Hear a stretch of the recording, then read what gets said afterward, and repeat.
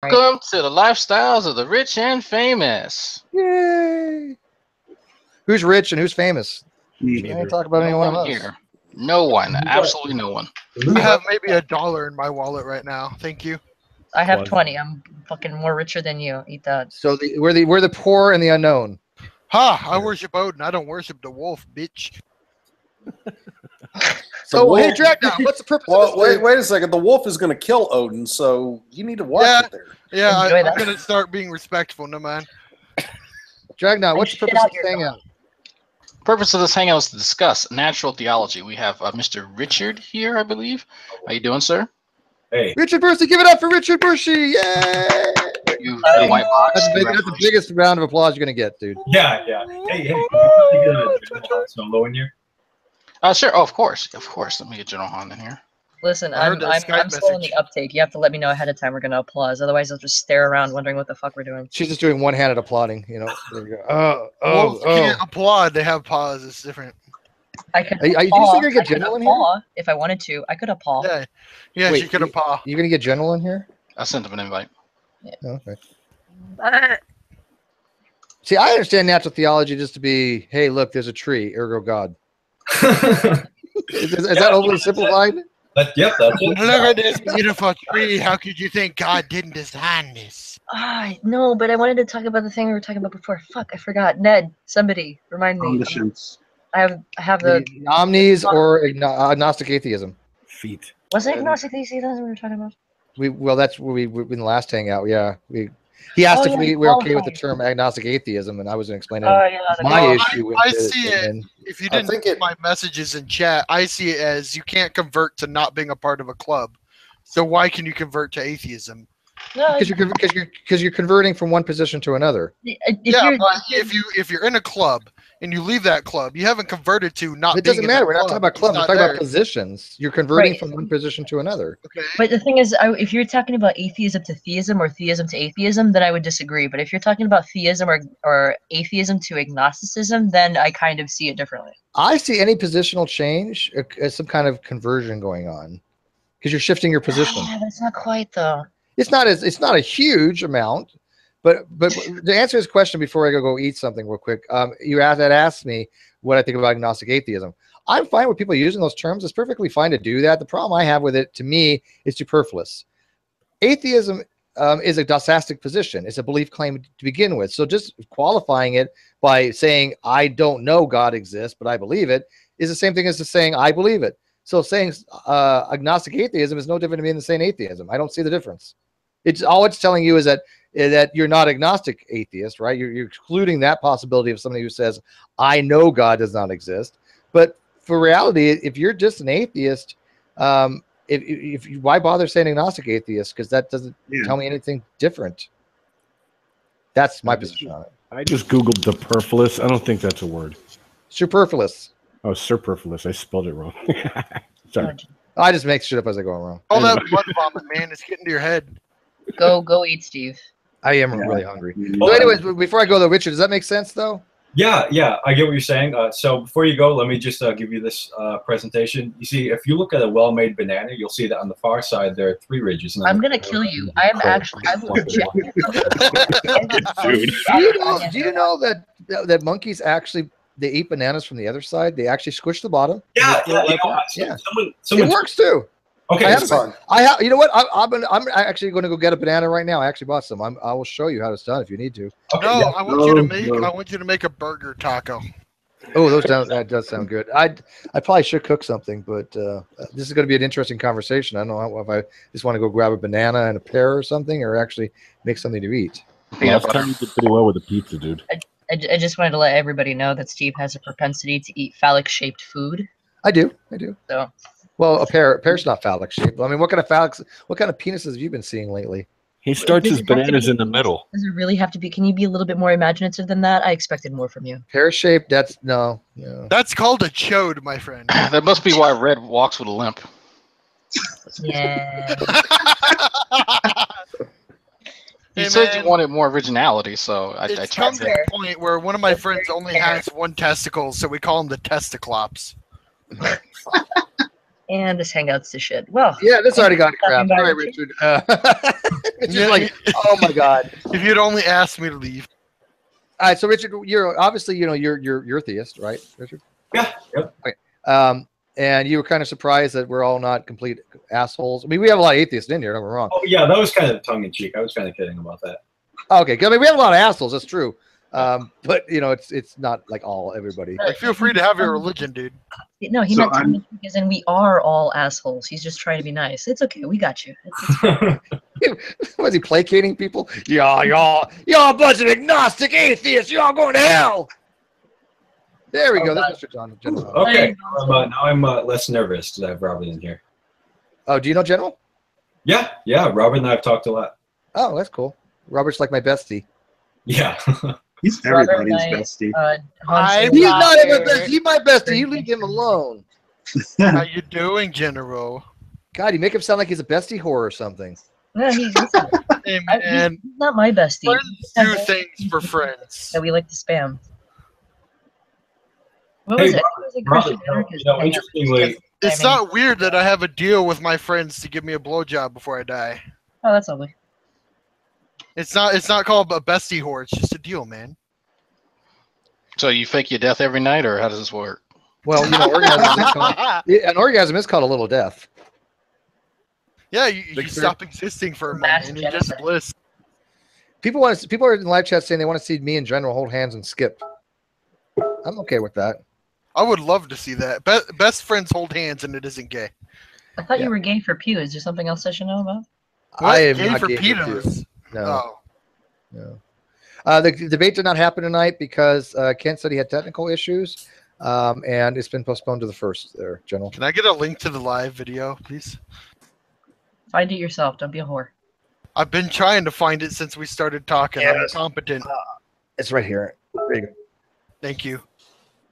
So actually, while you guys settle things, like I said, I'm going to go run and I'm going to get something to eat real quick. So enjoy. Top 10. So what did you want to talk about, Richard? Well, I don't know. I just kind of threw out natural theology because I figured, that's something that we would all disagree on and could make for an interesting discussion. I don't have a view on that yet, so I'm interested in this. When you say natural theology, what do you mean? Yeah, so I guess it's kind of like the interplay between theology and science. Like we would look at, well, not only science, but also philosophy. Like we would look at aspects of the natural world and use them within arguments, like as premises or supporting premises leading to conclusions that have theological significance, like that God is more likely or something like that. Like you've probably heard the arguments, the cosmological arguments and that kind of thing. Yeah. Yeah. Actually, interestingly, I don't know Robert's view or General Han Solo's view of natural theology. Like we've talked a lot about the Old Testament and that kind of thing, but I don't think I've ever heard him talk about natural theology. Maybe because he doesn't want to be blasé or regurgitate stuff. That's your cue, General. Yeah. No, he's getting a mic, so you're gonna have to give him. Yeah, he said he'll talk in a minute. Yeah, was actually one of my concerns when Steve asked me, what do you want to come and talk about? Do you want to talk about intelligent design? And I was thinking like, well, I don't know. If we talk about natural theology, it'll just come off as like blasé, like we're just regurgitating everything because you guys have had this conversation before. I've had it before, and your audience has probably heard it before. So, well, the problem is there's a lot of terrible arguments that keep getting recycled or repackaged. Yeah. So people tend to, since fighting for a theology or, arguing to a theological position is difficult, like most people tend to argue only for the base minimum, which is intelligent design, at least recently that I've noticed in this community. So they'll argue intelligent design and then they'll make the leap and say, so in my belief, because the bare minimum we have is intelligent design, I believe it's the Christian God, Muslim God, Jewish God, Odin, some shit like that. Okay, wait. When Steve mentioned intelligent design to me, I assumed he was talking about like intelligent design as a rival theory to evolution. Is that what you're talking about? Yes, it is. It is. I don't know how long you've been part of like the G+ postings and people who are on the theist side in this particular community. It's a wider topic than just the counter to science to evolution. Excuse me. It usually falls into naturalistic. Oh, look at how complex the eye is, Yeah. So it's gotten broader recently. Look at how uncomplex a fisheye is. Yeah. Yeah, you think the eye is complex? Why do we have glasses? Damn it! Yeah, I just started wearing glasses like last week. I used to wear glasses, but they kept falling off my face.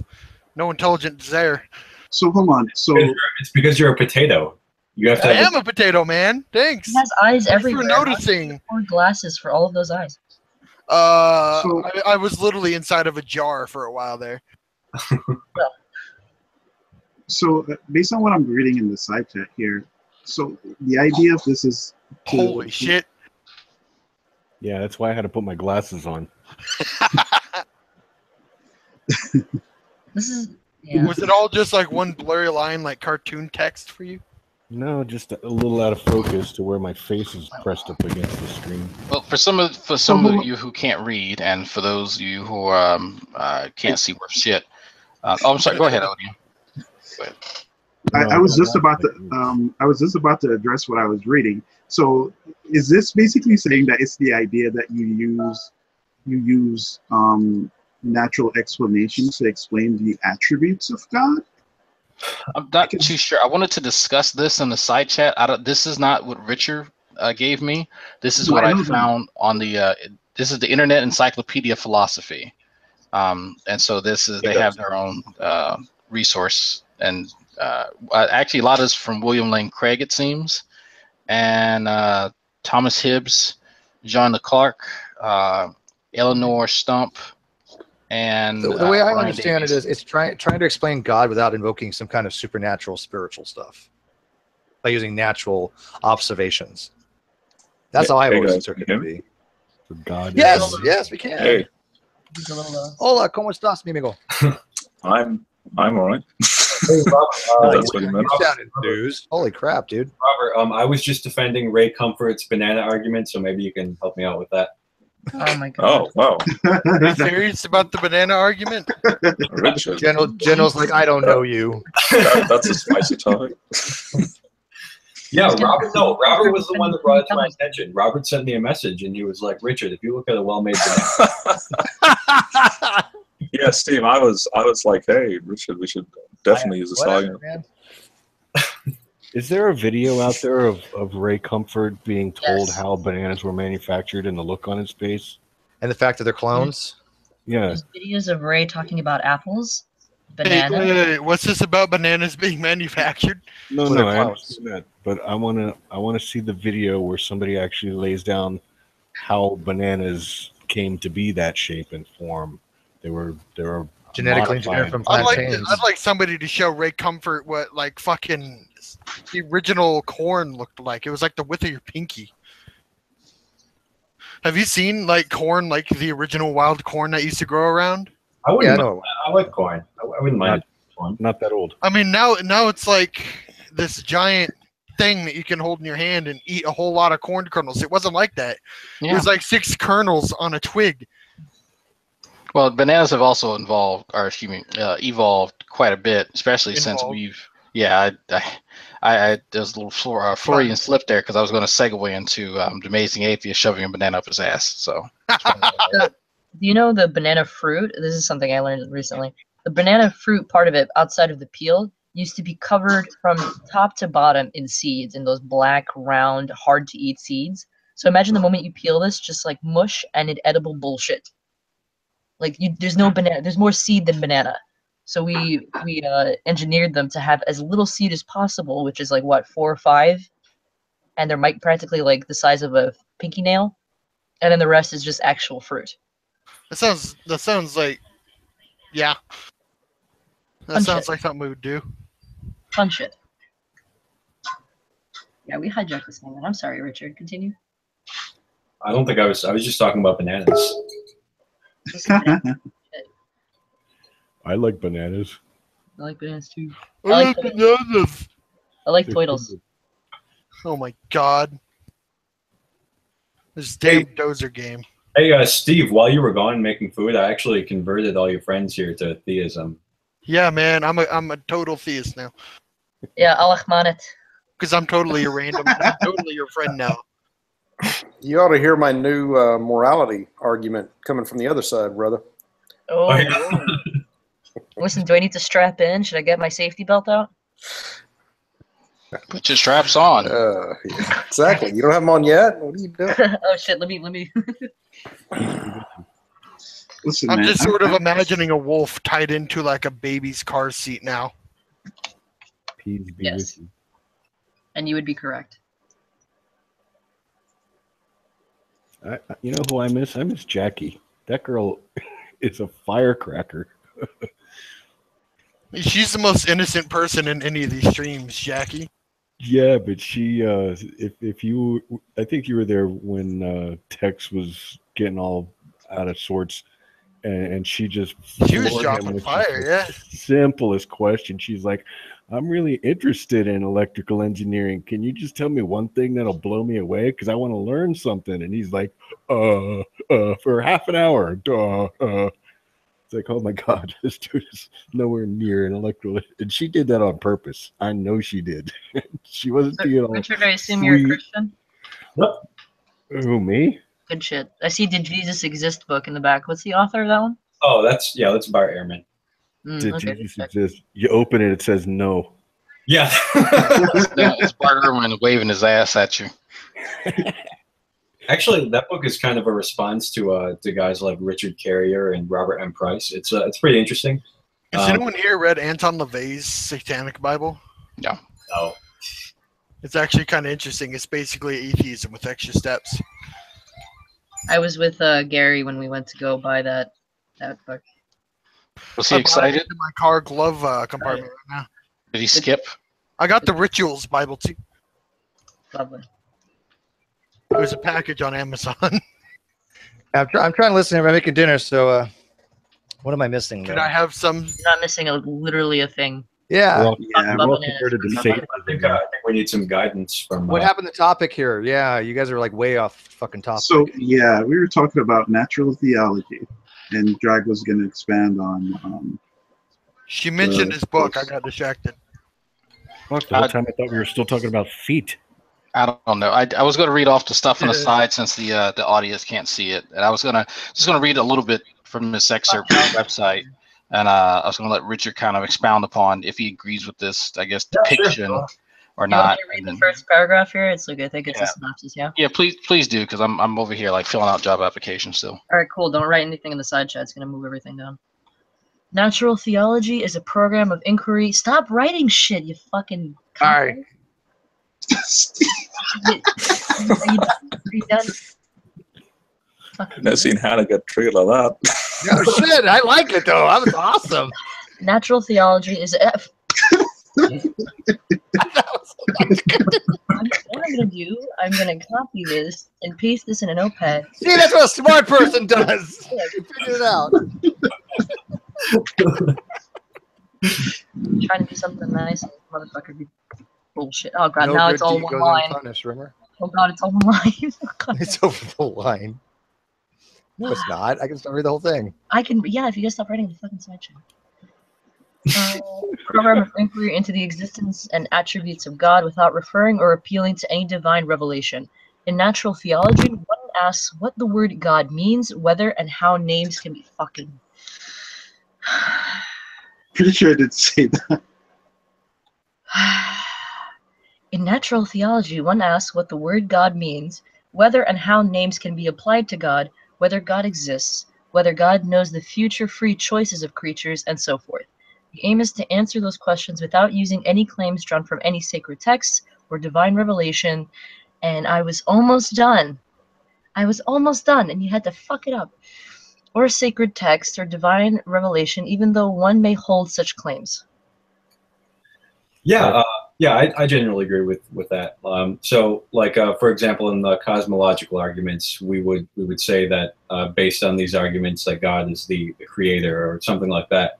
And in arguments for the resurrection, while we might personally treat the Bible as divinely inspired, like that's our personal view, we wouldn't treat it like that in the argument. Like we would treat it as a collection of historical documents like any other from which we could glean historical information. So like if you guys were to counter an argument for the resurrection by saying something like, oh, hey, this is full of contradictions. The New Testament's full of contradictions. It's totally unreliable because of that. We would say, like, well, a historical document can be full of contradictions, even, and you can still glean information from it. So, so yeah, I agree with that paragraph, and that's kind of my expansion on what's said there.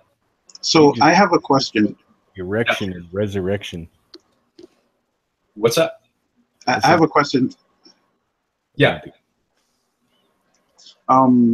So is it your view that God created the universe specifically for human beings? I always wanted to ask General that too as well. So that's the strong anthropic principle. Yeah, that's a great question. And by the way, I want to show you guys something real quick while you're see this right here.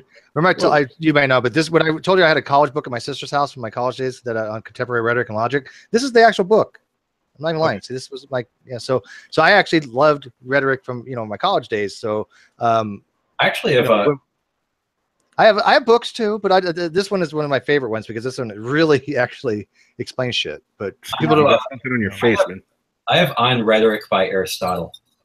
So I haven't gotten around to reading that one, but I plan to. I just want to show people I did actually take the course. Whatever. Oh, you guys don't care. Okay. But just to let you know, I've also got cool shit like this too that I found. Look at this. Is this awesome? Look at that. What does that say? Metallica tablature, bitches.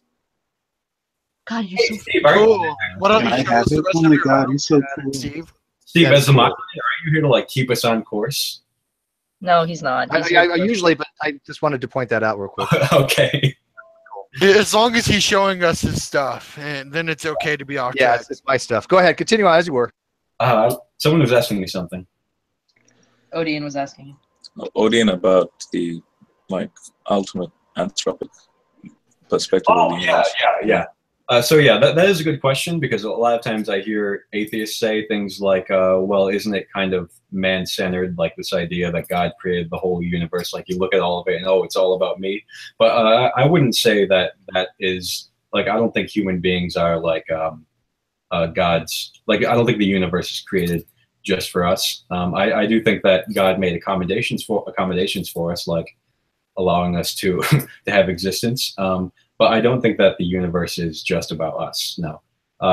In fact, I think that when the Bible tells us that God will redeem the universe or redeem the world, he's referring not only to human beings, but to the entire universe, because God, I think he enjoys his role as the creator, and he loves his creation, and that wouldn't be exclusive to human beings.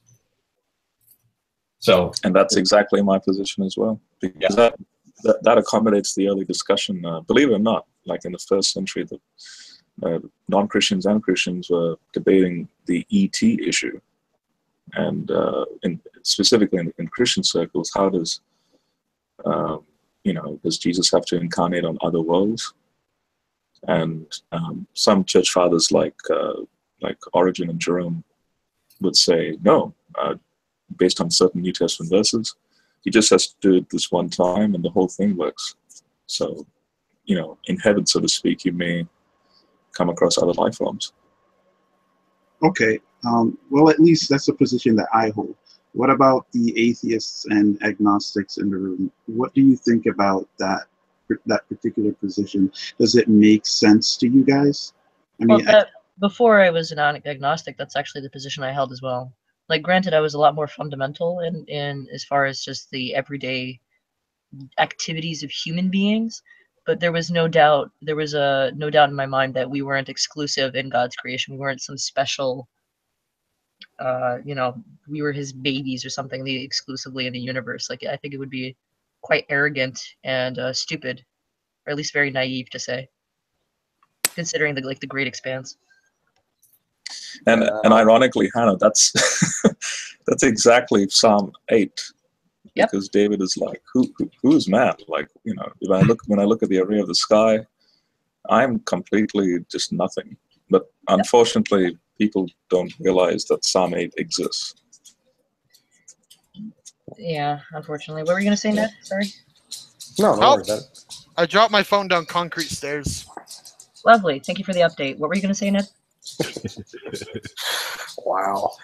Now, I was going to actually mirror that, is that I'll paraphrase. I think it was Neil deGrasse Tyson saying that. Well, I don't think it was him now that I think about it. But anyway, somebody said, we've never found one of anything. So it would be very unlikely that life is only existing on Earth. So, yeah, I'd be right with you guys on that. I kind of like the idea of panspermia. Yeah, starseed and all that. There are astronomers out there like one would probably the biggest voice out there who is a Christian, Hugh Ross, which Steve will have in a few months. I think September, right, Steve? But anyway, yeah, late in the year, yeah. Hugh Ross actually does a pretty good job, in my opinion, actually advocating for absolutely no other life elsewhere. Now, I disagree purely because, and here's the irony, because the Bible actually alludes to ET, like legitimate physical life elsewhere in the universe, and hence that principle of plenitude argument that was happening in the early church. But Hugh Ross is probably your Christian who has a complete man-centered type, theology, and so. His argument for that isn't that bad. Like, he focuses mostly on the scientific stuff and saying a very narrow range of even like time and even parameters that have to be met for life to exist. So, what he presents is actually quite legitimate. That's for sure. Well, the problem is that he. Oh, sorry, I don't mean to step on anybody, but the only thing that I don't like about his argument is that he tends to, let's say, ignore the law of large numbers, namely how, like you were talking about before, expansive. And even if we do start to put the constraints on that, and even using something as basic as, what is the equation? What is this? There you go, Drake equation. Thank you. God, brain fart. And use the most conservative numbers we have out there. I really think that falls apart just because of how many chances there are for life to exist. And the problem is constraining it just to life as we know it also is, I would say, somewhat maybe arrogant to think that there couldn't be silicon life. There couldn't be another type of life that we have no idea whatsoever about. Yeah. Okay. But hold on. Before we go any further, can I interrupt real quick? So, General, I think what Mr. Ross said was that even if there was other life out there, it wouldn't be advanced life like what we have right now. So I don't think it's a situation where he's completely against the idea of life. Yes, that's very true. Yeah. I doubt that they would even be interested in coming to Earth, even if they had the technology. Well, Michio Kaku argues that as far as... Oh, sorry, go ahead, General. I stepped in. I'm lagging, sorry. Okay. No, he has said, he's written a book on this, Lights in the Sky, Little Green Men. So he's proposed a huge number of various arguments, like, okay, he did entertain ET, and then so therefore, is there a way to meet them? And then he goes through the physics as to the practical impossibility in even traveling to such places. Wormholes won't do it.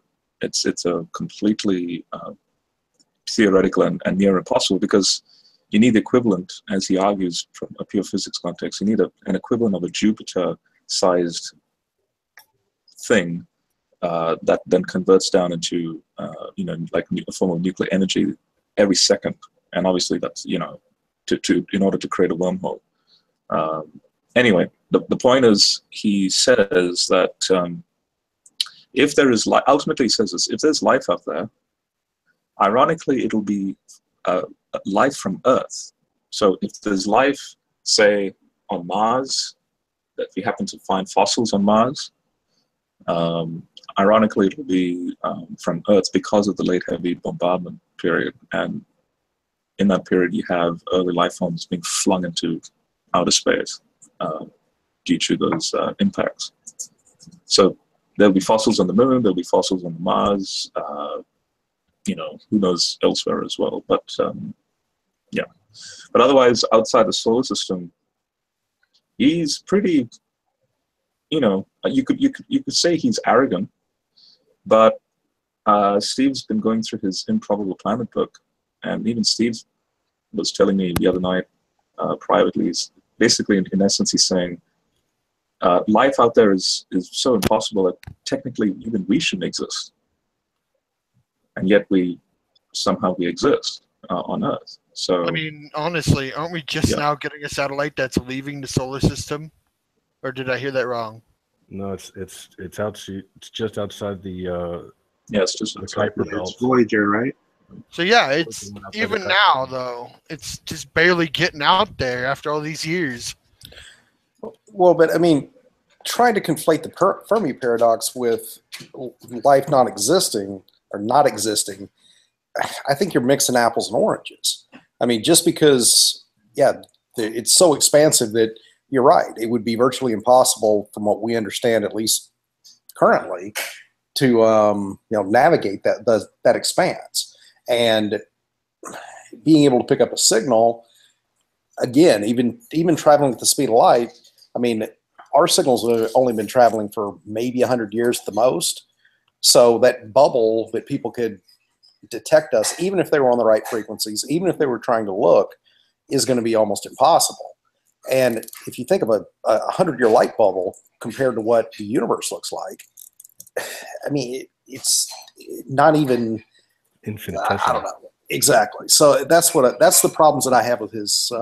Like I said, it's just it tends to try to conflate things and restrict it, or it tends to restrict things down to almost what we can conceive of, instead of going, look, these numbers, the size of this universe that we have are literally inconceivable. We cannot think of that size on that size. I'm thinking with myself at the same time. Sorry, I'm going in 5 different directions at the same time. No, we can't think on those scales. And once we start to run the numbers, again, I'm kind of a numbers guy. Numbers tend not to lie. You can't really get around them. And what we see on Earth, what we've seen so far, is where life can exist, it does. Every niche, every place we think that it's too deep, it's too hot, it's too cold, there's not enough oxygen. Everywhere that it can, it finds a way. Which would lead us to believe, unless we are something super amazingly special, and the chemicals that got together through abiogenesis, which again, we don't know where that came from, was a one-off event, I don't see why life shouldn't be, for lack of a better term, just rampant throughout the universe. Although it will be very sporadic and very difficult to detect, doesn't mean it wouldn't be there, intelligent or not. Yeah, so why I love so much, because every single time we think we've found the threshold, there's something on the other side. Oh, we're the only planet. Oh, wait, there's others. We're the only solar system. Oh, wait, there's others. We're the only galaxy. Oh, wait, there's others. Now, we can't even... People think of the Big Bang as, oh, everything came from nothing. I look at it as maybe everything came from a black hole, because nothing escapes a black hole, and nobody knows what's on the other side of a black hole. Maybe that's where these universes, if you want to get into the multiverse, at least we're trying, are born from. That's what things are born from. So who's to say panspermia isn't really a thing? Life on Earth, maybe it originated on Earth, but the Earth has been hit by so many rocks that it's spreading out single-celled organisms and in permafrost, and then thrown through space, and then it lands on another planet somewhere 1 billion years from now, and then begins life on that planet. Okay, so but that's actually the point. What? Sorry, no, go ahead. So my follow-up question is, to the theists, how do you see God creating life? Now, let me explain my view on it. My personal view is that God created a universe, and He's tuned the laws of physics in such a way that eventually, given over time, the right conditions to generate life will eventually come about, right? And so therefore He wouldn't need to directly interact with the universe. That's not suggesting that He can't, right? But what I'm saying is that He wouldn't need, and so therefore the results that He wants will eventually come together, right? So life will inevitably come from nothing, whether it's a direct intervention or not. So my question is to Richard is, do you think it's a situation where God came in and did whatever, or how do you view that? I pretty much agree with what you said. I take the Genesis account to not be totally literal, so I agree that I think God probably used naturalistic processes, like you said, and kind of guided that, or not, maybe not even guided, just there was a certain potency that He created that unfolded through the progress of time. So that would be how I see that. I actually wanted to reply to a couple of things that Ned said, if I can remember them correctly, like the fact that we have so many chances and therefore we'll eventually get life or something like that. I don't know if that would, or rather that there should be extraterrestrial life, and I don't know that that will necessarily be the case, just because of how difficult of a process abiogenesis would be. Like, okay, we don't even know how it works right now, so I don't know how much we could speak to that. But I imagine that the process would take a really long time, like to get life from nothing, and I imagine there's a lot of trial and error and everything. So the fact that just thinking of that, I don't know if we could expect that there would be life on another planet just because the conditions for life would be there. Because a condition for life would be, life emerging from the planet, and that process could be too difficult for us to expect it to happen again. All right, something else that you said, the silicone thing. You said other lives could be made of silicone or something like that, or other life forms. And the thing about that is a lot of the cosmological constants are not like are not local. They're not human centric and based on carbon-based life forms. A lot of them are just in the initial conditions of the universe, or things like the force of gravity, like it being different, planets wouldn't be able to form and that kind of thing. So maybe you can give me your thoughts on that. Well, speaking on as far as the age, the Earth is only about 4.3, billion years old. 4.5662. Okay, so sorry. Not argue about numbers. I'm within well within one standard deviation. So he was using the Hindu. So, he was using the Hindu estimate. There you go. The Hindu estimate. And the universe is 4 to 5 times that. So saying that we don't have enough time, we're relatively young on the scene. So if anything, I would expect if there is life out there, it could be far older than us. Now that doesn't mean it's more advanced. That doesn't mean that it's even sentient. That just means that it could be out there literally billions of years longer than we've been around. Yeah. Go ahead. Sorry, I didn't mean to interrupt you. It's all right. I'm not sure, because like I think about it, like how long does it take for a planet to form, and how long would it take for the conditions to develop on a certain planet for life? And that's my point, is that our star, I believe, is a 3rd generation star alone. So if we're looking at what the conditions would take, we're nothing special. I mean, our sun is a normal-ish star. It's not on either range of the spectrum. Our planet is not made out of anything that is special other than liquid water, but all that's more of a function of Goldilocks zone than it is water being something special. We find that on just about every planet out there that it could exist on. So as far as the conditions, as far as the, let's say, recipe for life, we haven't found anything here that is that extraordinary. And from a time scale, we're not even close to one end of the spectrum or the other.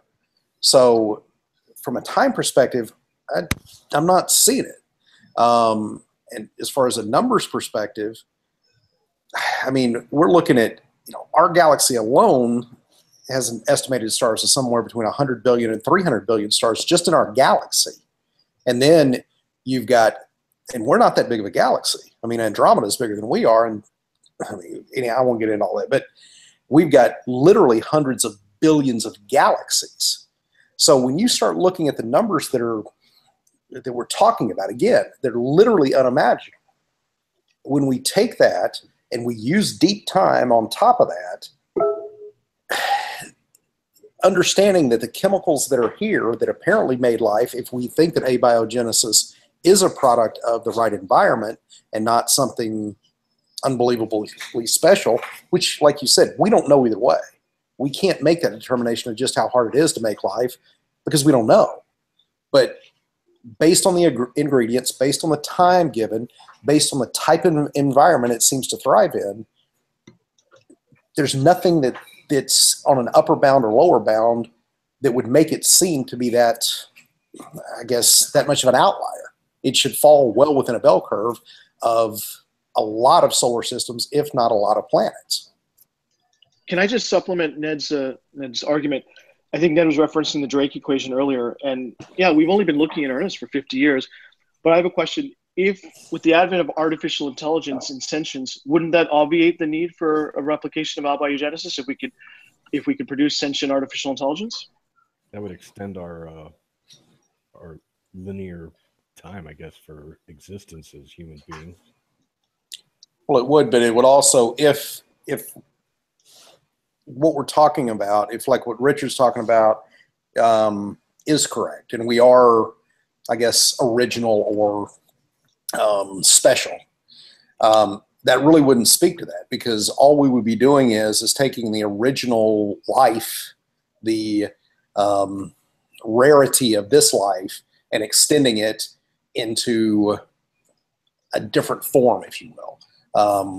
So, I mean, I don't think that would really be an origin. Can I interrupt you a little bit? Yeah, please do. I don't think it's, and correct me if I'm wrong, Richard. I don't think he's saying that we're necessarily special biologically.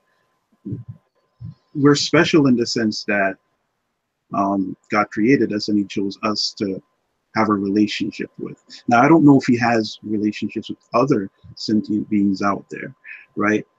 But we see ourselves as being special because the creator of the universe decided that he's going to have a relationship with us. Well, so if he was to say that we're special, I think he's probably meaning it in that particular sense. Because remember, he's not against the idea that other life might exist in the universe, even in different chemical formations.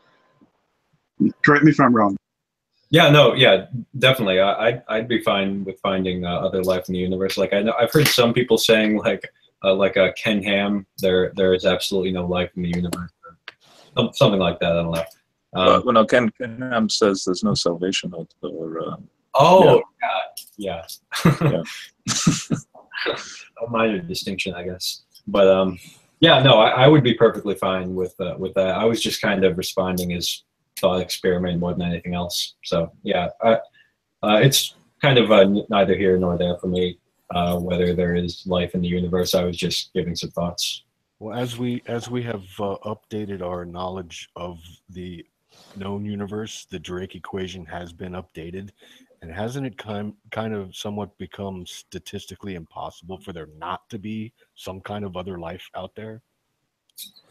And that's what I was kind of speaking to beforehand, is the numbers get so big so fast that you've got to be so conservative with your numbers in that equation to be almost ridiculous.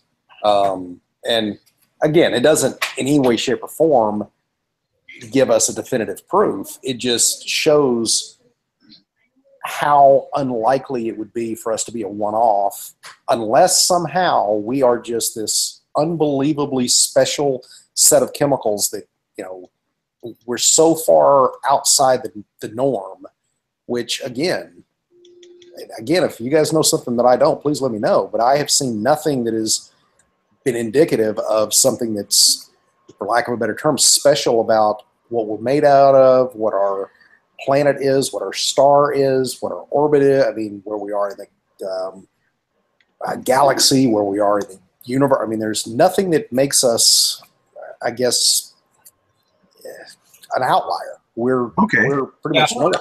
I'm just. Can I ask a question to go ahead, Ned, on that?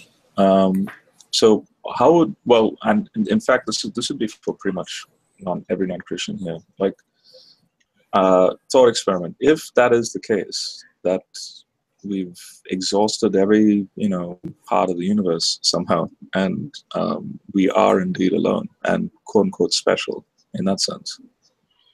How would that make you feel to realize that the universe produced just this particular life form, and that's you and me, that's able to think and reason? I was just about to ask that. Okay. It would, to be honest, General, it would definitely make me rethink the God hypothesis. Absolutely. Because if we are that special, if we are that much of an outlier, with all of, for lack of a better term, the other chances that were out there, that would definitely support intelligent design, at least some type of helping hand. I disagree. And say that if you could say that and prove that and make me question whether or not there is a God, and oh my gosh, there might actually be a God, that opens up the whole book of, I've got a whole lot of fucking questions for God. Yeah, it comes to a point where I've started saying, you can prove God to me, but can you prove he's good? Because that's the next inevitable step. Well, but guys, let's not get off on those rabbit holes. I mean, we're not we can gonna. definitely yeah. I mean, because I don't think that's what General's asking. General, he wanted to know how that would affect me, and I'm telling you, it would. I want to say the same thing, by the way. No, but you see that if I could just quickly. Sure. I would be thoroughly disappointed if we really were the only life forms out there. Me too. I definitely have to say that too, Hannah. You want to know my opinion in general? Yeah, go ahead. Alien. Because I think that if it can be shown that we are the only life in the entire universe, sentient or otherwise, especially sentient, I would seriously look at the God hypothesis as the most viable explanation. Absolutely. You see that's interesting because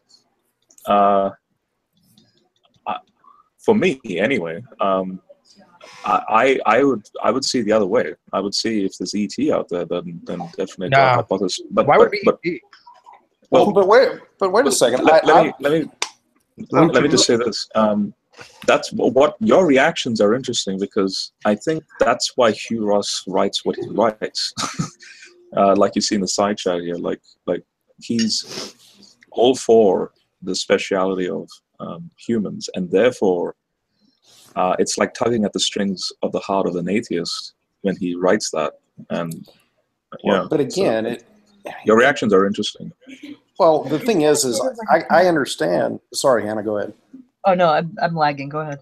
Oh, no, I was just going to say that that's another reason that I don't put much validity into his work, because I think that he is using that in that way.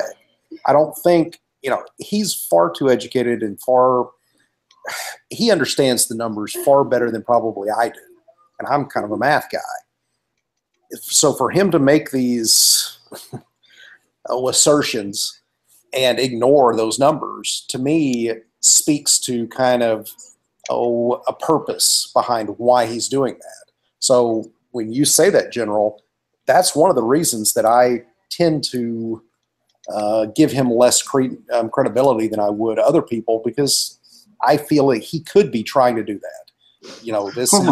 Maybe you're reversing how he's thinking of it. Maybe he, as a scientist, comes to these conclusions and grants it significance based on that, and therefore wants to share it. It sounds like you're saying he has the significance, and therefore he wants to to come to these conclusions. Well, to come to Huros's defense, and even Steve knows, like, he's being very genuine. Actually, he's not doing an equivalent of a Kent Hovind or a young creationist type of like an emotional blackmail or something. And the best, all he's doing is he's generally going, look, the older I get, and now he's 72. The older I get, with the latest in peer review research, especially in astrobiology, it just becomes more adamant that, quote unquote, there's no life, apart from Earth. So can I address the question that you asked earlier, because it doesn't. Steve's and Ned's conclusion just doesn't follow to me. Like, I'm really confused. Well, I was going to expand and by the way, Hannah wanted to say something, so don't leave Hannah out. Well, it's okay. You guys are going on. Go for it. Can I expand upon my answer? Why maybe that? Yeah, go ahead. Okay. Go ahead. First of all, you guys do know that Hugh is coming back in September, end of September, for an hour. Yep. In fact, he's going to be talking specifically on this topic. Yeah. Because Improbable Planet, hello. Yeah. So it's going to be right up their alley. So you're more than welcome to join. Richard, you're more than welcome to join if you wish. Yeah. You want to talk to Hugh Ross? Sure. Okay, so why I think I'm okay with the God hypothesis, because even if there was something, what we would call like the Matrix or anything that we say that, oh, we're in a simulation, to us that being would be as close as God as we're going to even get, even if there's not a supernatural being of the Christian design, right? So there's some being that created us. That's going to be, in all practical purposes, some kind of God, in my understanding of it. That I look at it. I'm okay with that. So I'm okay with a God hypothesis being a single being that created the universe, whether it be the Christian God, whether it be, Vishnu, whether it be freaking chaos, or just a simulation. Mm-hmm. I think that would be the only explanation about why we are the only life in the universe, because statistically speaking, it is unbelievably impossible that we're the only life based upon math. It just isn't, right? We should have any place that should be life. There should be life. Does that make sense? Based on what we see here, yeah. Right? This is our only model that we have. This is the only observations we can go by. This is the only in the Bayesian equations. This is the only prior precedent we have. But because there's life here, that's a huge prior precedent. Given the conditions, as somebody mentioned earlier, we've seen life flourish in places we didn't think would exist, right? So we know life can flourish in a huge temperate range of conditions. We know that tardigrades will exist in a vacuum and survive. Let me ask you this. If there is no life out there, do astrobiologists exist? Yes. because there is life. It's just not external to this world. Yeah, so the problem with astrobiology is they're kind of just like guesswork, isn't it? Okay, so here's why I don't see why to me it doesn't follow, right? If you're looking at the numbers right now, and they're suggesting that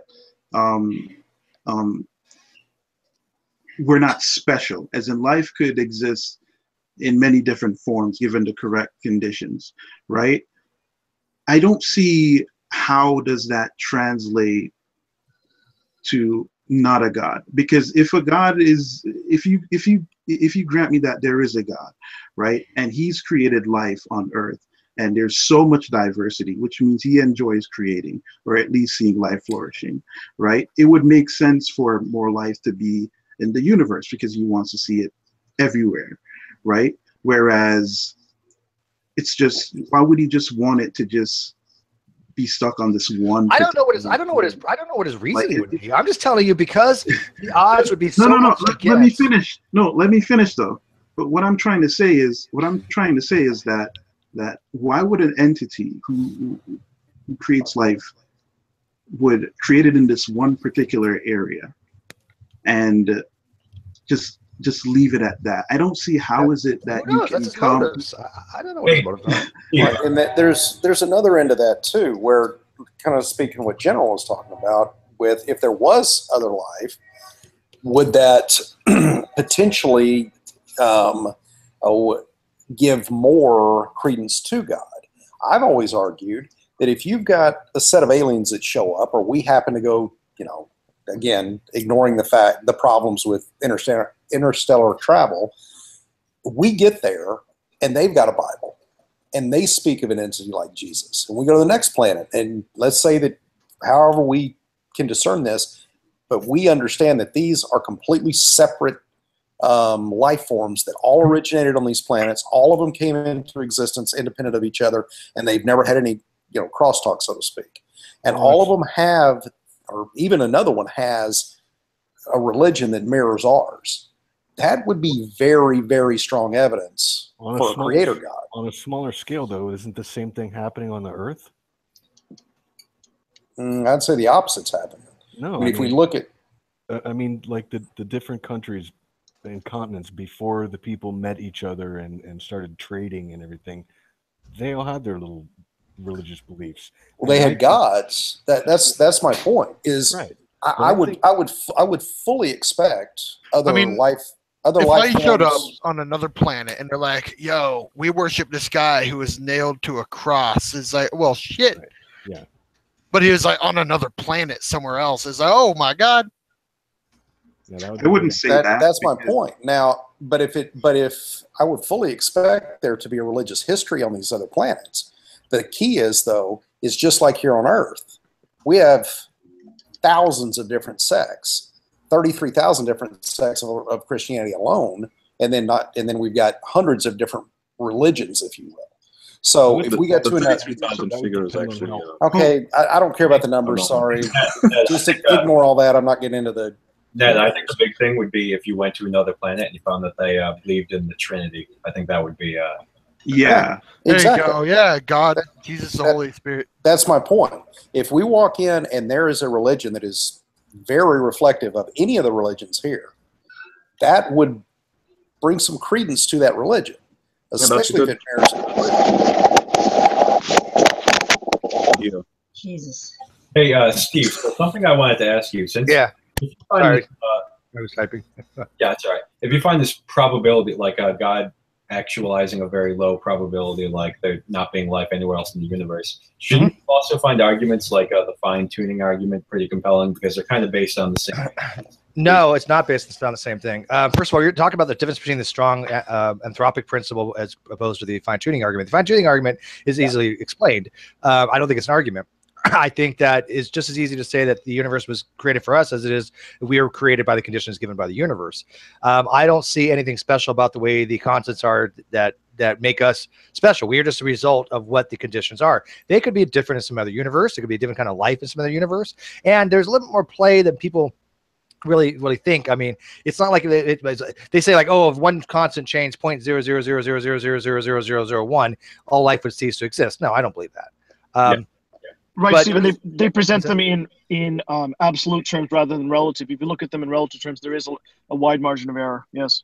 Yeah, exactly. And again, I mean, I fall back to the Douglas Adams thing. You know, is a puddle, a hole in a pavement, the water, if it fills with water, if the hole wasn't designed to hold that much water, the water wasn't designed exactly for the hole. It's just they match because they complement each other. Yeah, I like what Victor Stenger said. He said something like the hand wasn't designed to fit the glove. It's the other way around.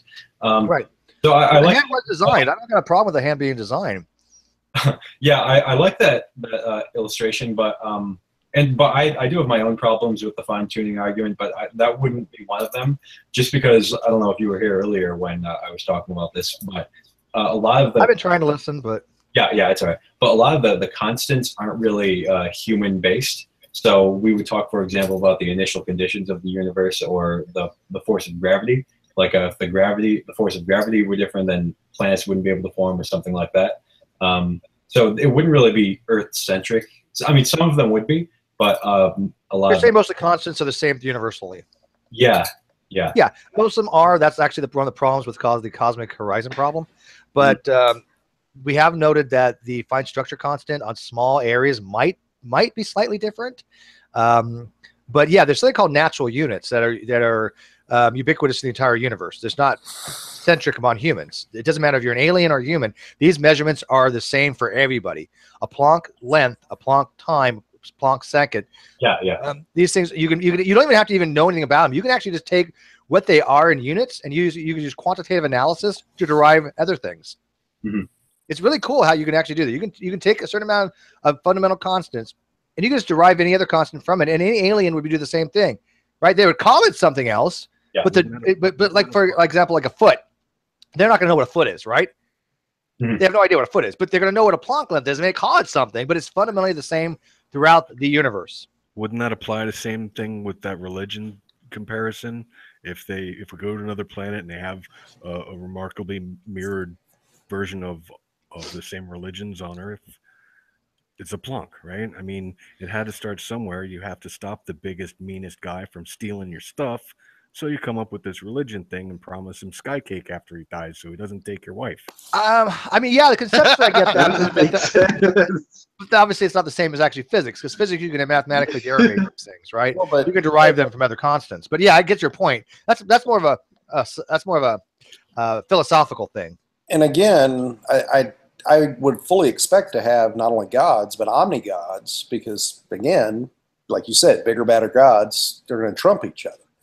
But it's more, the origin of that God, the stories behind the gods, the Trinity, the things that. The Ori? All hail the Ori. Exactly. No, what I'm saying is, I'm sorry. Go ahead, Hannah. No, go for it. I'm sorry. No, I was just finishing up. I was just going to say that it's the continuity that would be the driving factor. And so, I'm not restricting to Christianity. I'm talking about any of the religions. If we get over there and the next planet over has something that mirrors, I don't know, Sikhism, it's going to be hard to put that away if the scripture and everything else is, for lack of a better term, mirrors what we find here on Earth. That's going to be hard to just kind of hand wave away and say, oh, it's coincidence. Well, have you ever read the book or seen the movie? The book was better, but have you seen Childhood's End? Yeah, I know exactly what you're talking about. Love that movie. I mean, I love the book. The book was great. I mean, you guys have not read any Arthur C. Clarke, go read Childhood's End. It's a brilliant freaking book. I'm afraid to talk about it because I don't want to spoil the definitely don't, because that's a way too good of a book to screw up. It is really a great book. I'm not going to talk. I don't want to talk about it because I don't want to spoil it. Go read Childhood End if you want something on your bucket list. But you know what I'm talking about by how the commonality would occur in that particular case between the Christian mythos and aliens, right? Well, yeah. I mean, I could see that, but again, like I'm saying, if we could somehow determine that they were isolated events, and both of these species grew up independent, for lack of a better term, and evolved, for lack of a better term, independent of each other. Because, yeah, if there is commingling, or if there is some way that they are transmitting information, then granted, we would expect to see a mirror. But if they're completely separate and evolving on their own path, so to speak, hundreds of light years away with no way of bleeding over of information, and we get 2, 3, whatever planets all doing this independently of each other, that would be very, very difficult to ignore, put it that way. I mean, are any of the myths really unique? To think about it, if we're looking at planets, for a planet to have life, I would imagine it'd have to have similar conditions to ours, right? At least similar enough to draw easy parallels. Kinda, yeah. Mountain chains, bodies of water, fertile lands, like commonalities, right? So how many events realistically can happen that would inspire unique gods? Yeah, I agree with that. That's why I said that the big thing that I would think would be a major indicator would be the Trinity. If they said something like, "I believe in one God who's 3 persons," then I think that would be pretty powerful. But you're right. If it was just like similar events, then I wouldn't find that too convincing. Yeah, me too. Our events are not very unique. Most of the gods, the polytheist gods, sprouted from natural disasters or other phenomenon that occurred on that planet that people couldn't explain, right? So how many different unique lightning strikes could there be on planets with similar life than ours, right? Not many. Same thing for floods or earthquakes or hail or whatever. There's just not much uniqueness on planets that have to have similar, I don't know, properties in order to sustain life. And maybe that's where I wasn't, I guess, clear enough. It would have to be, when I say mirror, it would have to be mirrored. It would have to be very, very compelling. Their Bible would have to be very, very reflective of our own, if not exact. Now, if it was exact, now we really have problems. I wouldn't go that far, and here's why. Right? The reason I wouldn't go that far is to say their Bible would have to look exactly like ours is that, well, whatever transpired on Earth most likely is not going to transpire on their planet. And so the way how they might come to know God, for example, might be through a different way of interacting with him, right? So take, for example, it could be a situation where, yes, they do know God, they know the Trinity, right? But their Bible and their teachings, while it could have the same message, it could be written completely different. Maybe they had different prophets and stuff like that.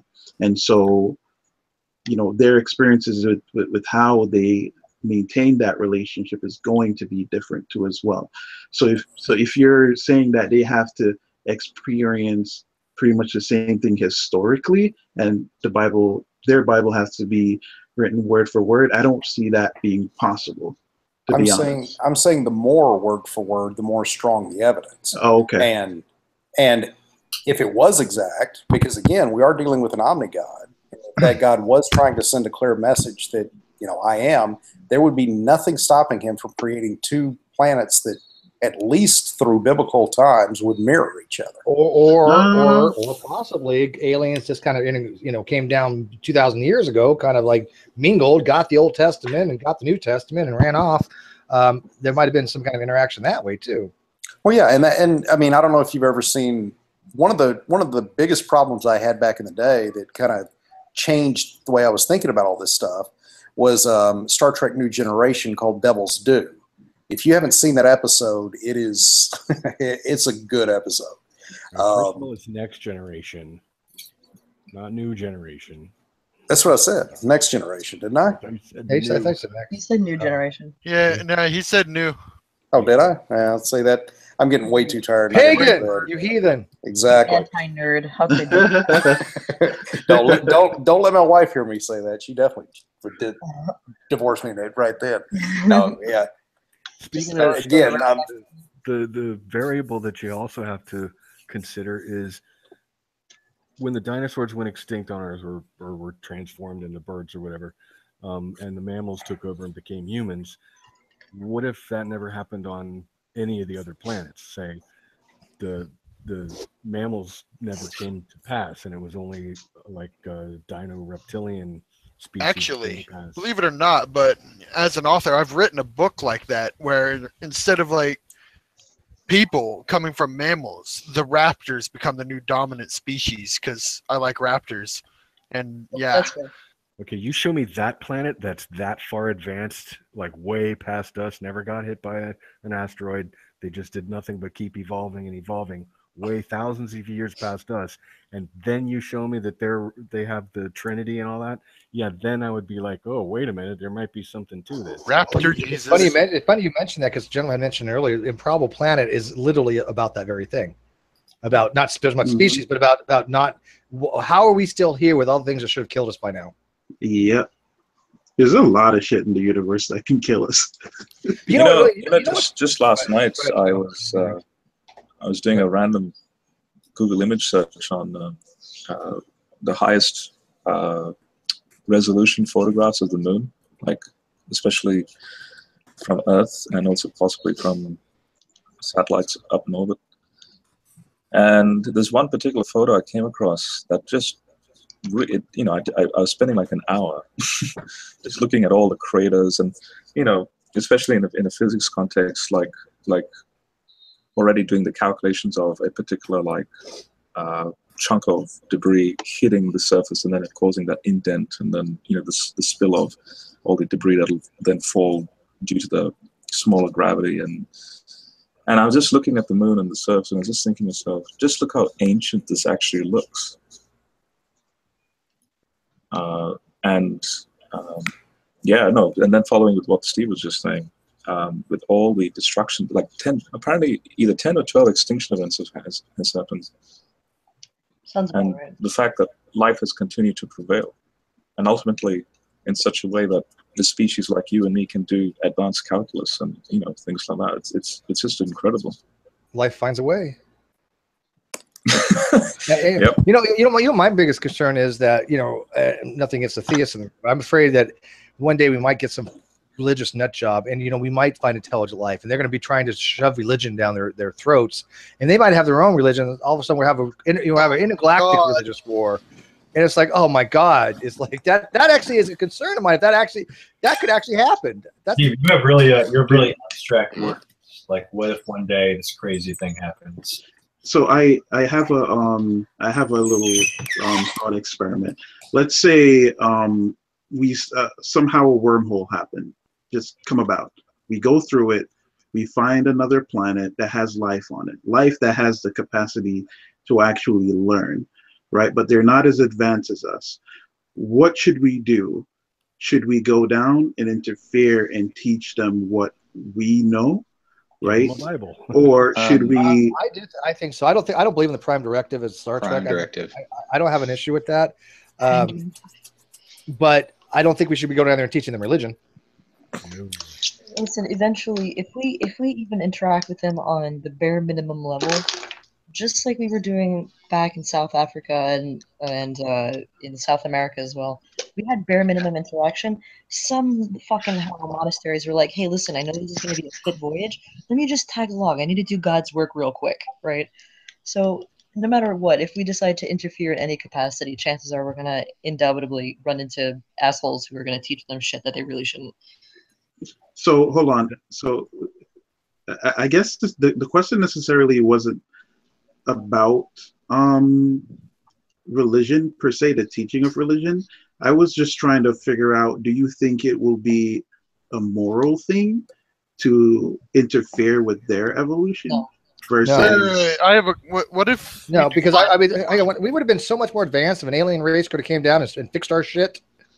What would they did? What would you do if we did find life, but they're in their renaissance and all the fucking religion is controlling everything? We would use them as an alternate food source, clearly. Yeah. Listen, it's better if we wouldn't fuck with them, mainly because somehow, some way, we're gonna see their life beneath ours, and either we're gonna have enslavement or other issues where we're just using them for resources. Well, that's the thing. Well, hopefully by then our culture has progressed. That's the thing. Right now, most Renaissance planet and abduct them and anally probe them. I mean, if you look at how most humans today think, they think that that if they did see these aliens, they would think them less than us because they're not humans. Hey, one clown. There actually is a word for that. You know what it is? Revenge. It's called racism. Hey guys, what did I just? Speaking of anal probes, what did I just join into here? You just joined into ET. God and anal probes. You got to hang out with Hunter Bailey today. I'm kind of almost jealous. Oh my goodness! Shush. Ah, my fucking ears! Oh, hey. You guys are having way too much fun. Crucify that person! Holy shit! He is I don't. We got back from Sonic, and all of a sudden what did you have? You had a milkshake, a lot of sugar. I'm sorry, I can't have Sonic anymore. Why aren't you guys going to the bars? What is wrong with you? They're obviously secretly gay. Yeah, it was his idea to come in here.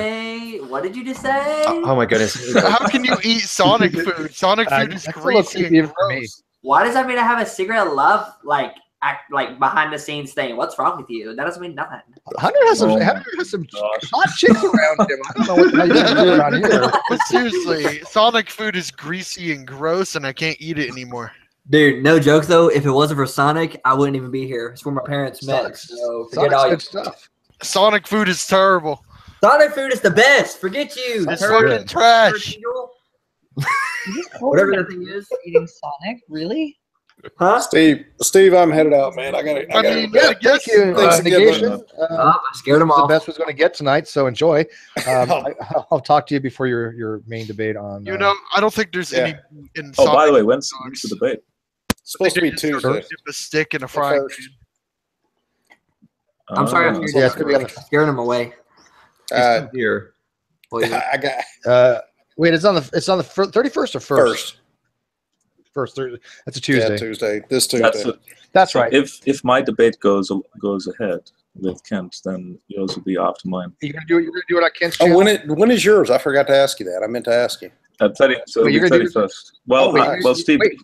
I'm actually thinking of doing it on his channel. You know what? I will disown you, bitch. With that, I'm gone, guys. No, I'm not even lying. I will be upset. I'm not kidding. I think I would be upset. I'll send you a nice big bottle of scotch and a love heart and like a love letter. And no, I just don't think it's cool. I mean, we're trying to get, why would you go on his channel when that's not going to do anybody else any good in our community? To educate his audience. So that through that debate, what will happen is his own audience will lose faith in him. Which channel are you going to go to? He wants to go on Kent's channel to do the debates. So? No, I wanted on my channel initially, but Kent's your channel's fine.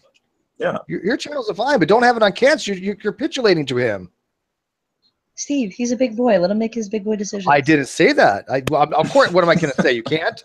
I'm just saying that I am going to be a little upset, though. God, I see that you're the emotionally abused. It hasn't happened yet. So there. Yeah. Yeah, I wouldn't go on his channel. That's just didn't make any sense to me. Get him on your channel. General, it's really just a question of what circle jerk you want going on in the comments. Do you want a Kent circle jerk, or do you just want a Han Solo circle jerk? That's really what the question here is. Well, if it's a Han Solo, then it's a singular hand solo. So that's for goodness sake. That's a horrible joke. You know what? I'm upset with Kent Hovind, honestly, though, because I challenged him to a debate months ago, and what do I get in response? Well, he says, "No, I don't do that debate. That's not my dragon to fight." Well, because you wanted to do King James onlyist, and he said no. Yeah, because that was the thing. He kept making the claims. Back him up at least. And by the way, General, you may have not known this, but the word on the street is Mary has left him. Which makes him even more of a vulnerable position right now. I've noticed that she's not on his channel anymore. Like she's absent. She said he was abusive and has mental issues, and she's back with her mom. Go figure. What? He's abusive. He's abusive and he has mental issues. He doesn't want to deal with. Oh boy. Oh. Like that wasn't a big surprise. Wow. Damn. Well, the word on the Steve. street. This is my connections. Okay, this is your connections. All right. Hey, Steve, real quick. Yeah. Steve, real quick. What would you do if a bunch of millennials got together and made a new Star Trek series called Star Trek Millennials? Fuck you. I would tell them to eat a dick and probably shoot themselves in it. I'm more looking forward to the Family Guy freaking what's his name Seth MacFarlane's series. That's gonna be freaking hilarious. That's gonna be a riot. So funny. I watched the trailer. I was dying. I was like, this is awesome.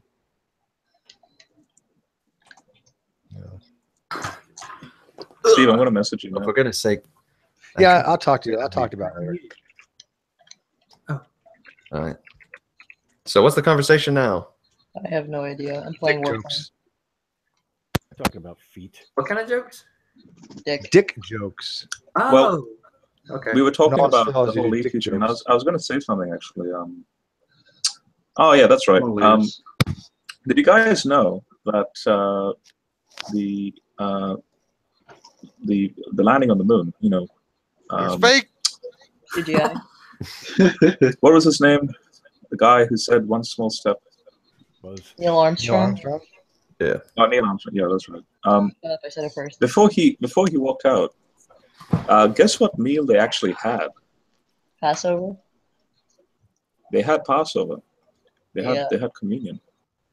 Yeah. And so that, in fact, so that follows along with that question on, like, technically, we are an extraterrestrial on that particular body, which is the moon.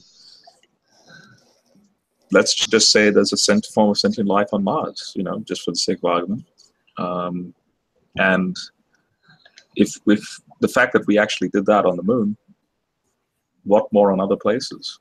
And so obviously religion, I think religion would be would be at the forefront of that communication if we do communicate with ET. Maybe it's not. No, I totally could not disagree with you more on that. No, I'm not saying I'm defending it. That's actually technically what will happen.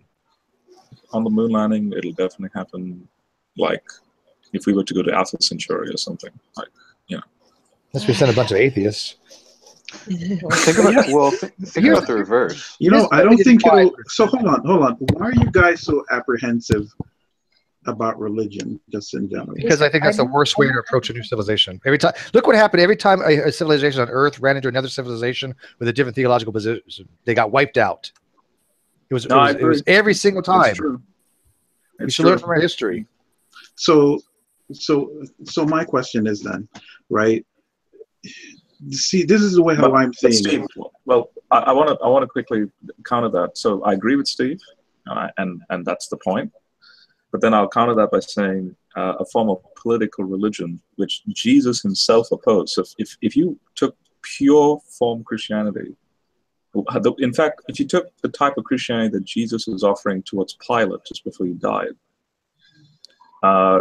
where his kingdom is not of this world, sort of thing, that will not kill. But unfortunately, in history, a form of worldly Christianity is what kills, and any religion in that sense kills. Yeah, so but it doesn't matter if they kill or not. They still go, oh, well, wait. You're telling me that if I don't convert to your religion, you know, I'm going to hell? Fuck you. And they shoot you with a laser beam between the eyes. It can happen. Yeah. It can happen. But here, I want to say this real quick. I think what the only way we're really going to have a foothold on what extraterrestrial life would be, that very first time we do find a microbial life on another planet, and we can actually determine, one, make sure it didn't come from Earth because there's possible contamination, obviously. But if it is a unique life form that obviously evolved from that planet, we would learn so much by its structure. Would it be DNA based? Would it be RNA based? Would it be a triple helix of some kind? Would it be what would it be? And we would be like, this is amazing. That would open up a whole new field to us. That's what I'm looking for. I don't think we're going to find sentient life in any near future, but I think that in the next 10, 20 years, we might find kind of bacterial life, like microbial. Yeah. And that's just as important to me. Yeah, Steve, to kind of follow up on what Robert was saying, I kind of agree with what he said, because, you know, in First Peter, it talks about how Christians are exiles in this world and not like an established governmental entity. So I do agree that would be a bad approach to civilization, but I don't know that Christianity is something that you can assess like that. I don't know that you can assess it by saying like, oh, look at these the societal impact that people have abused the system by using it. I'm sure you'd agree that the better way to assess Christianity would be to assess its truth claims. So I'm wondering if you would think that these poor civilization implications, do you think that has made you a little biased against that? Oh, yeah. So Steve, you're basically like, I'm not even saying necessarily we're going to destroy them person to person like a genocide, right? What I'm saying is once you integrate our culture, and let's say we are the dominant, right? Like we're more advanced. We've destroyed an entire species, whatever, an entire planet's way of life, and conformed them to ours. So whatever path they would have gone on their own, however they would have evolved culturally, societally, you know, their own philosophical, theological views, we've now superseded their autonomy in deciding what they're going to what they want their society to be as, and we're going to impose our already established culture on theirs. I completely agree with Anna. I won't be satisfied until I see a Confederate flag on every planet. that might be fair enough, but how about this as a happy medium? If we analyze their situation and realize they're not going to evolve, they're evolutionary dead end, or that they're on the verge of nuclear war, like maybe we are. I'm okay with aliens coming in and interceding. I really am. I don't have a problem with that for us. So why would I be? Problem with we need to help out another alien race. Now, again, I see your point. If they're just happy-go-lucky, on their own, doing their own shit, okay, fine. Prime directive it. I don't care. But it has to be on a case-by-case basis. I don't think there's one size fits all. No, you would start on the slippery slope. If you make exceptions in certain regards, I literally would not interfere if a species were to wipe themselves out. Yeah, see, I would. Like as much as it would. We do it all the time with animals. Hold on. Because we do it with our own species. We do it with species that are on the verge of extinction. Nine times out of 10, we're the one that's causing their extinction. That's a difference. Not always. No, that's not true. Yeah, but then I would just counter this and say, Hannah, that's testament to the fact that God Himself says that cursed is the ground because of you. No, he's proselytizing to you. Hannah, you sound like a cosmic libertarian. Cosmic libertarian. I like it. I don't even know what that is, but it sounds. So cool. when God says "curse is the ground because of you," yeah, we are abusing the ground. That's for sure. See, the issue I'm having here is, no matter what, if we're gonna look for every which excuse, whatever, to interfere in another society, because we have very selfish needs. There is no chance in hell, I think, that we could objectively look at a society and go, let's interfere for the betterment of that society, right? We would say, as is our nature, we'd want to be domineering, especially if they're super inferior before us. Of course, that we'd want whatever they'd have, or we'd want to basically expand our theological positions across planets. God knows, it's like some manifest destiny when it comes to the galaxy or some shit, whatever the case may be. And at that point, we're now interfering to the degree that we're going to become the cosmic police if we find another planet that has any sort of life or society on any level, whether it's advanced or beneath us, and it's going to start a trend. Or oil. So it's better to do laissez-faire, hands off. I would tend to agree with that, but I'm thinking about it in the inverse. Like, suppose, for example, that some advanced extraterrestrials came to visit Earth. The very first thing I would actually want to know would be what their religious and philosophical and etc. political beliefs I like to know what the women look like. You want to, of course you that's do. that's got to be the you first just thing. You just assumed that my extraterrestrial species even has two they're single genders. gender. It may actually have more, or it could have more. They could be asexual. You don't know. Oh no, I'm thinking. When you said more, I was thinking like a whole bunch of different things. Intelligent design if vaginas were found across all living. That would be ID confirmed. Yeah, but where I'm going with that is I would say from our perspective that if new ideas came to Earth, that there could be great benefit in that. That in particularly people that argue in religious debates, you've heard pretty much every religious point of view that there is. Something new would be awesome. 3 or 4. Yeah, something totally bizarre that would challenge us to actually, to look outside of ourselves and to, confront new evidence and to actually consider questions about what it means to be a human being. I think that would be good. So let me ask you: would you rather have philosophical advancements from an alien race or scientific advancements from an alien race? I don't think that you can have one really without the other, honestly. Yeah, because if extraterrestrials are visiting us, obviously they already have scientific advancement. But you can't. But every society has some level of philosophy or probably religious belief. They may have evolved past that. Who knows? Cultural mixing, Yeah, exactly. Well, I think there is a separation, though. I think they can separate it. Yeah. Here's what my model. Here's what my model is from. Is that during the Jewish diaspora, some of the best intellectual thought, particularly among the Jews, the most philosophical advancement came from the fact that they were forced to interact with other points of view. One of the biggest examples, like if you ever read about the history of the cosmological argument, a lot of development came in about the 700 ADs whenever the Muslims came into Europe and then encountered Hellenized Jews. And once you have Hellenic thought, Jewish thought, Muslim thought mixed together, and all of that being profoundly Aristotelian as well, you start to have very advanced developments, particularly in their philosophy and incidentally science. So I'm thinking it from the reverse, that if advanced species came to us, I think it would be good for humanity to have to interact with those ideas. So I think that I think their answer would be, no, that's fucking stupid. We don't do that religion shit. No, I'm not disagreeing with you. The issue there is can I get a word in? Fundamental differences in species.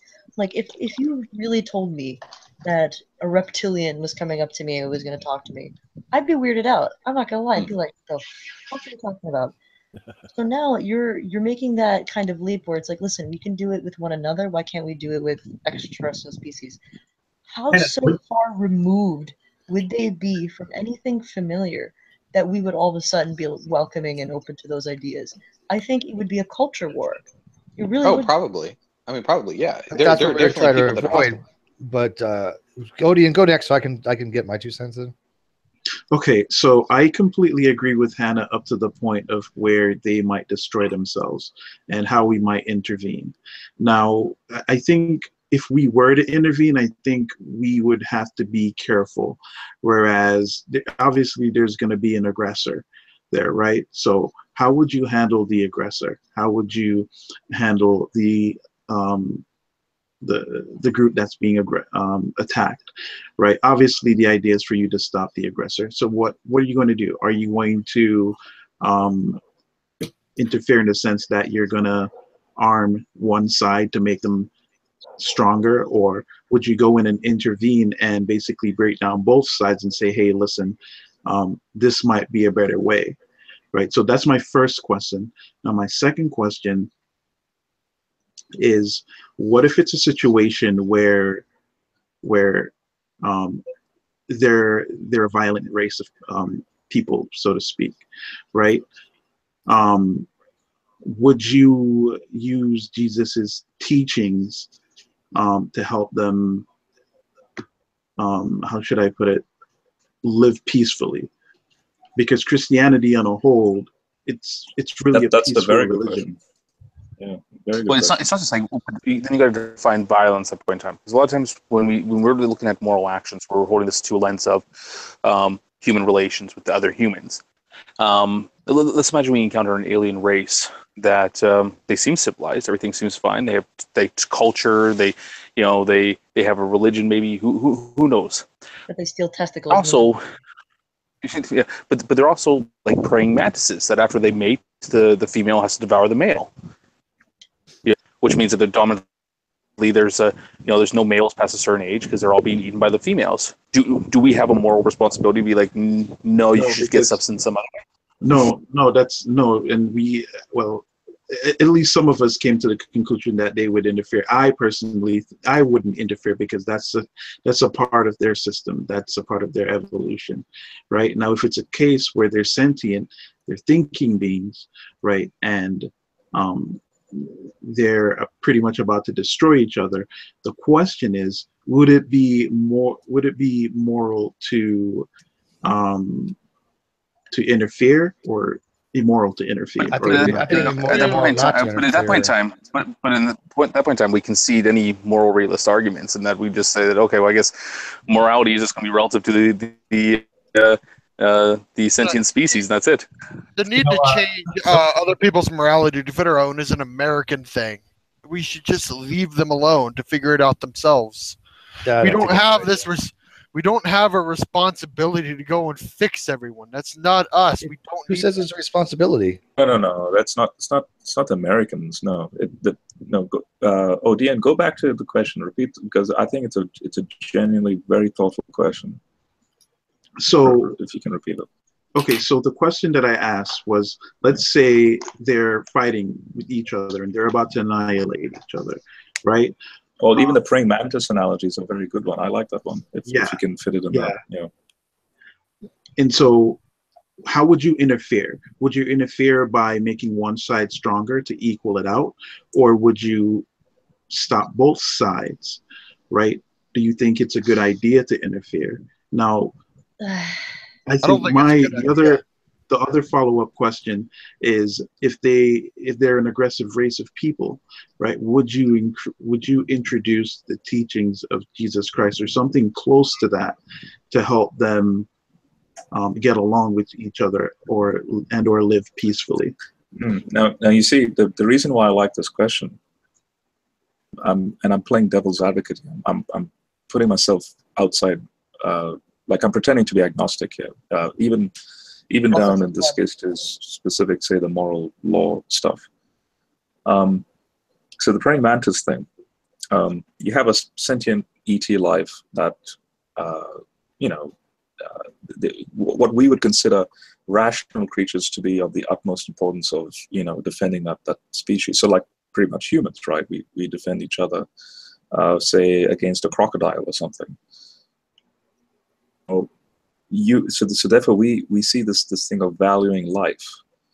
Now, from a purely evolutionary context, that could be built in to our psyche, and yet could we be interfering with a purely good evolutionary thing on the whole praying mantis analogy of that ET life, where if we were to interfere with it, ironically, would that be a bad thing, even though we think it's a good thing? So yeah. So it's kind of like when you introduce a predator into the environment, sometimes that can be helpful because the prey could be overpopulated and eventually die off because of a lack of resources.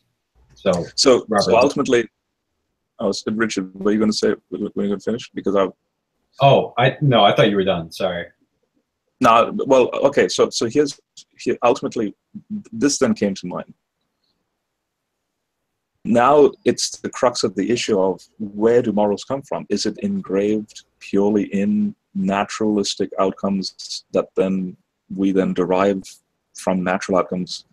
This is good, that's bad, sort of thing, or is there a genuine universal sort of law that says, regardless of your species, regardless of the evolution, that actually is wrong, even though yet somehow the praying mantis analogy is that's actually a normal thing that happens. Is the praying mantises are sentient, right?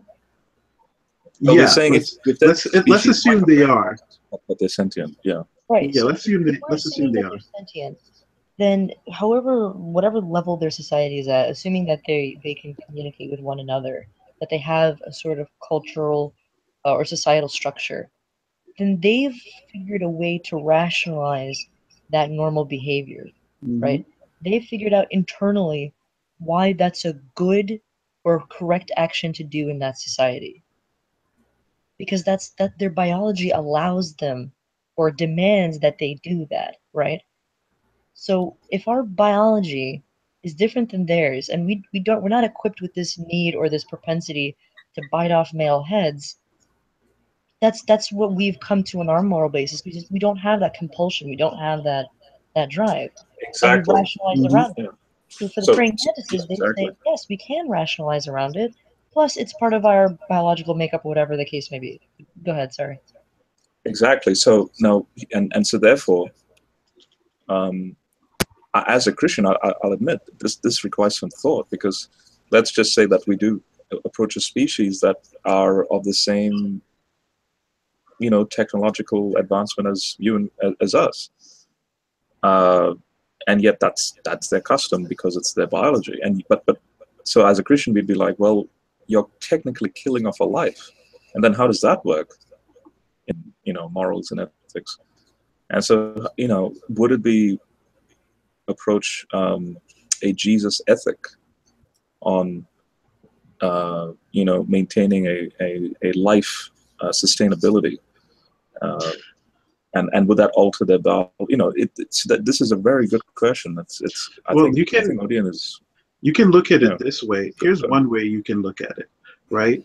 I think, for example, it could be a mechanism that's in place to help with population control, right? Because let's say if these female mantises, they didn't kill these males, right? It could be a situation where they run into overpopulation, and the whole ecosystem could just get thrown off. So let's say we interfere, right? And it doesn't matter how we interfere, whether or not we introduce philosophy or religion or whatever, and then we moralize it in a sense to where, and show them that it's wrong for these females to bite off these males' heads, right?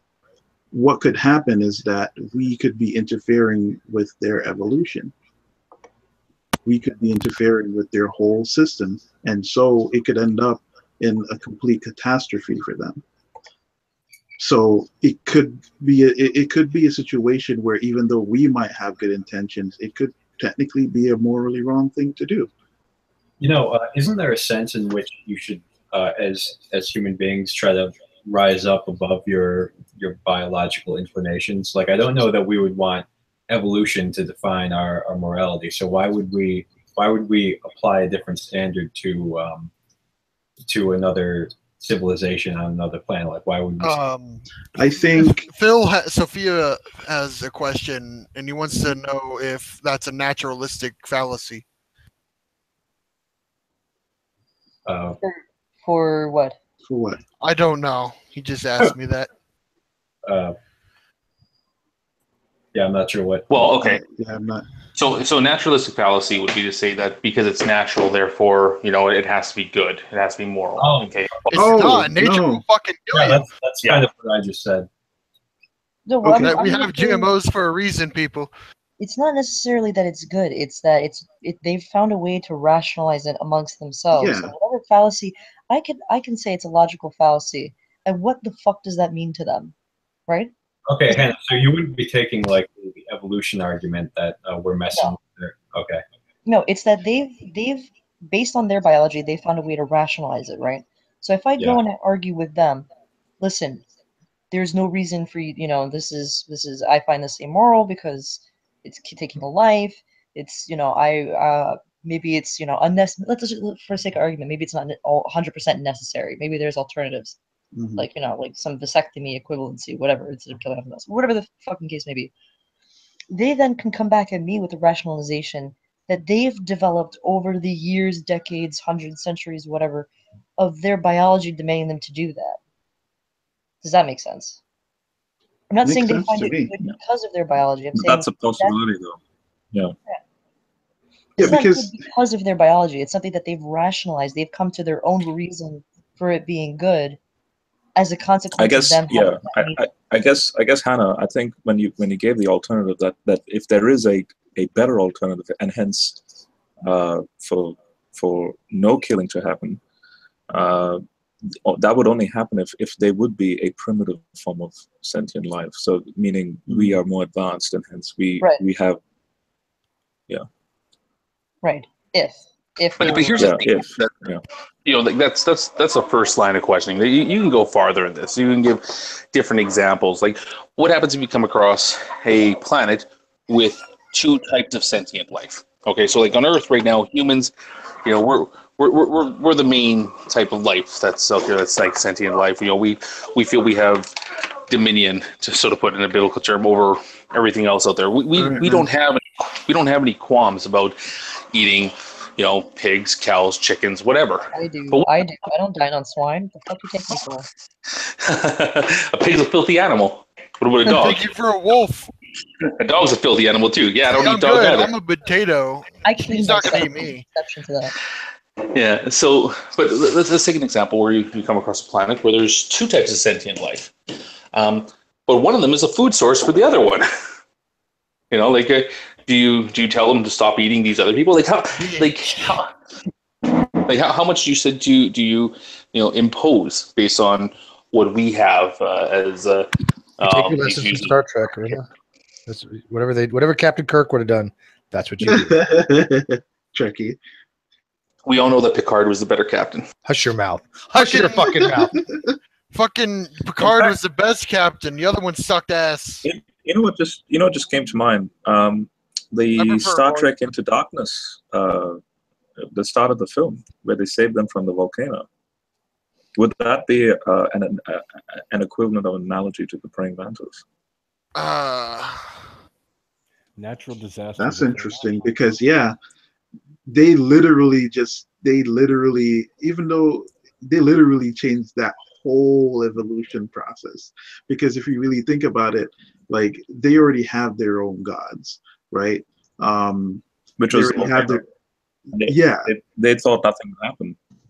And then we interfered, and now they're like, okay, we see something, some other god, right? They looked at how we interacted with the environment. Who knows how they could take that, right? And so I think when we look into these situations, I personally think that if the system is already set up in such a way where that it's self-sustaining and this the species is flourishing, I think we should leave it. If it's a situation where we haven't, we can go to examples where colonists have come to cultures where human sacrifice was an accepted practice, and even cultures where human sacrifice was something that was people wanted to do. It was considered an honor to be a sacrifice. And we came and said, like, oh, hold on a second. Those cultures functioned fine, but settlers would come along and be like, well, hold on a second. Why are you doing this? This is wrong. And they would try to change the culture away from things like that.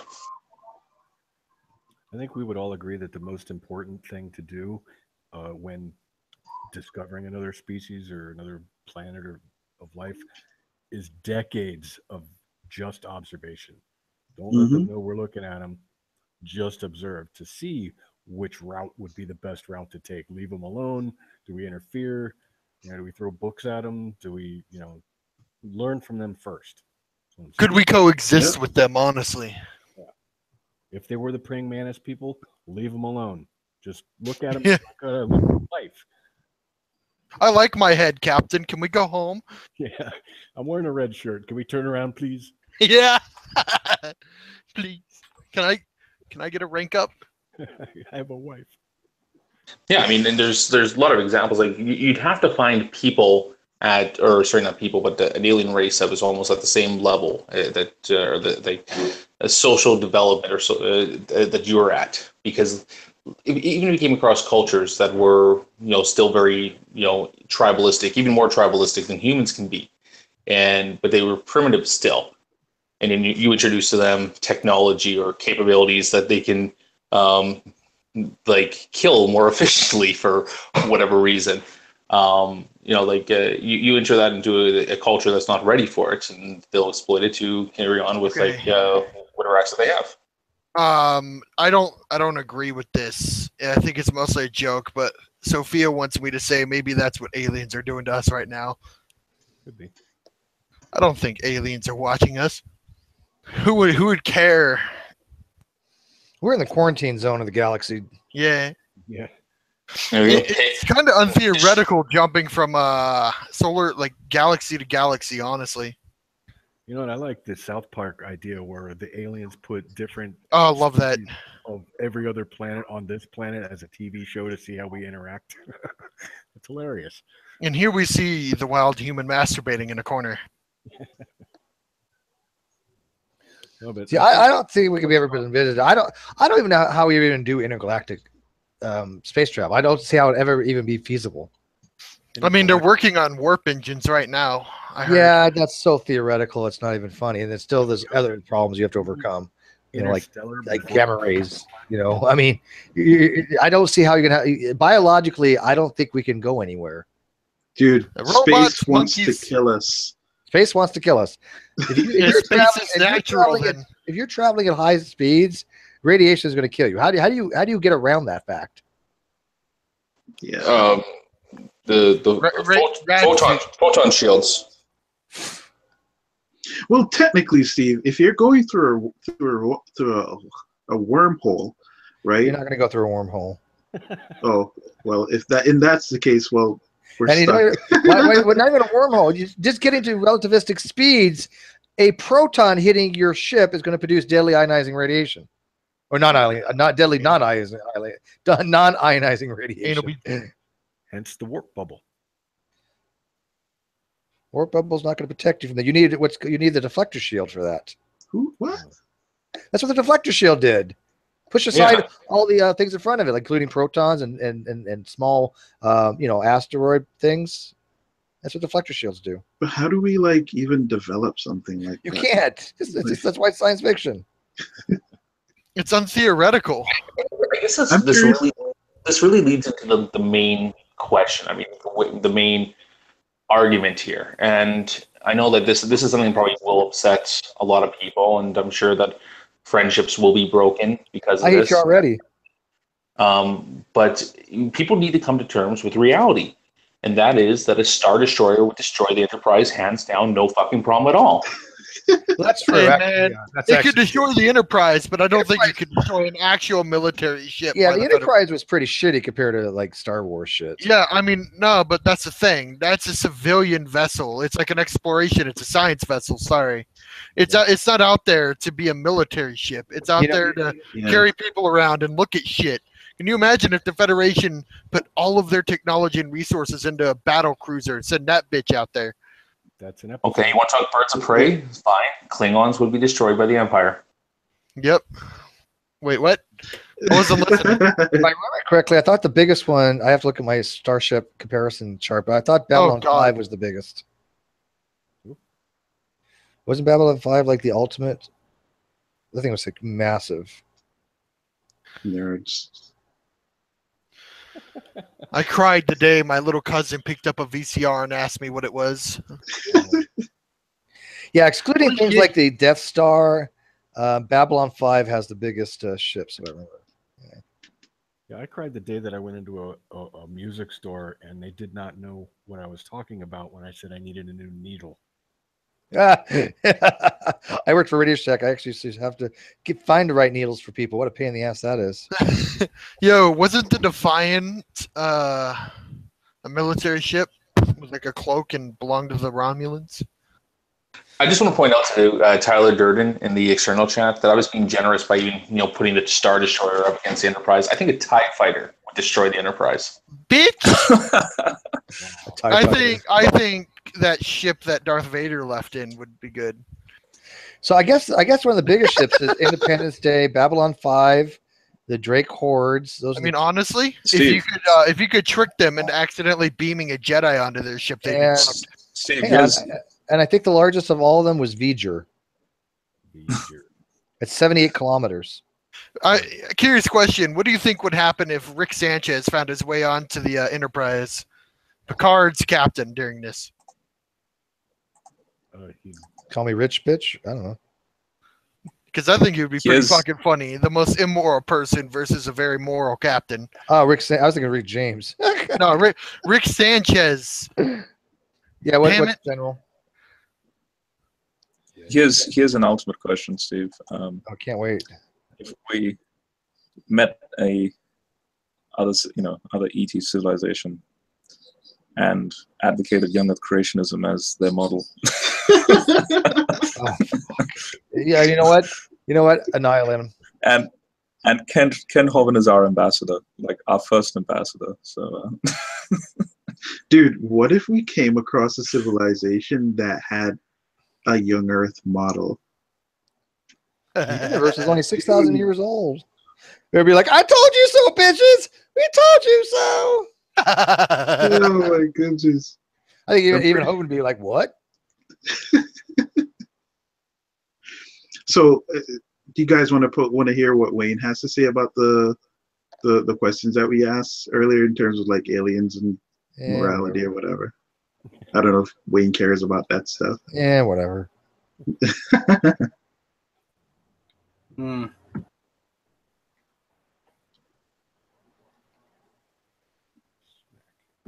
Okay. Wayne? About aliens and stuff like that. I'm sorry. Okay, so the question. Just quickly. Oh, well, this is live though, so I don't know if Wayne wants to mention this live. Do you want to say this live?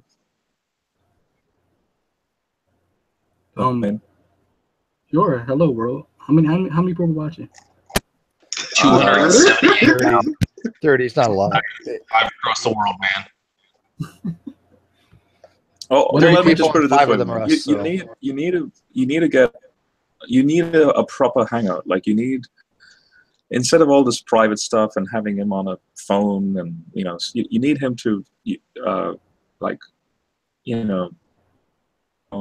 get a computer, and if there's a proper formal discussion. Who the hell is he talking about? I don't know who those initials are. The guy who I know. Oh. Okay, because I was say I don't know who the hell that is.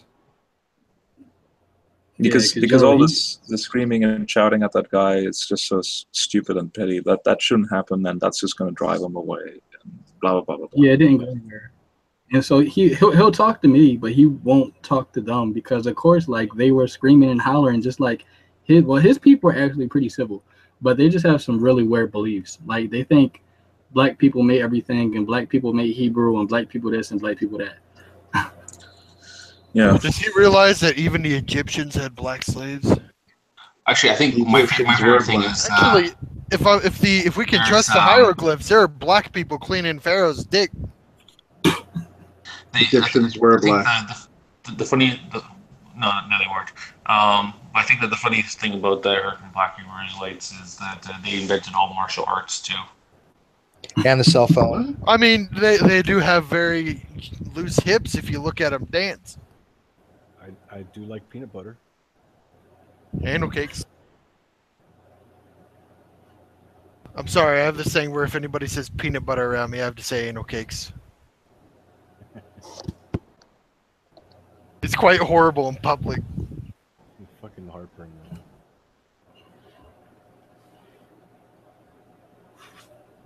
What? Wait, what was this hangout about? We lost that thread quite some time ago. So wait, they believe that black people are a super race, basically. Well, and they believe that black people are God's chosen special little people. You know, I'm pretty sure Hitler thought something similar about Aryans. But no, you're not understanding. They have evidence from the Bible, so it's okay. So did Hitler, the perfect humans. Do you guys ever watch those like, I think they're like on the History Channel or whatever, like the Hitler secrets like videos? Sometimes. Like Hitler's entire ideology was based on his obsession with Atlantis, you know, shit like that. Yeah. Using like ancient aliens. Yeah, some weird shit. Yeah, and you know, it's funny because like I've looked because I'm always skeptical about these things, and I like listen to this and like, you know, that seems really far fetched, and I go and I try to like find this stuff, and like I can't find anything. I can't find anything on anything that the History Channel is talking about when they put all these stupid fucking Hitler shows.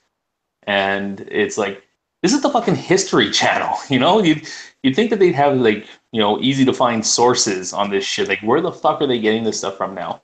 I mean, it's not really even like the History Channel doesn't even fully look at history anymore. Like, you'd think they'd put more effort into teaching shit about history and exploring history, but now they talk about weird, stupid reality shows and shit. Yeah, they have ghost hunters. Yeah, that's historical.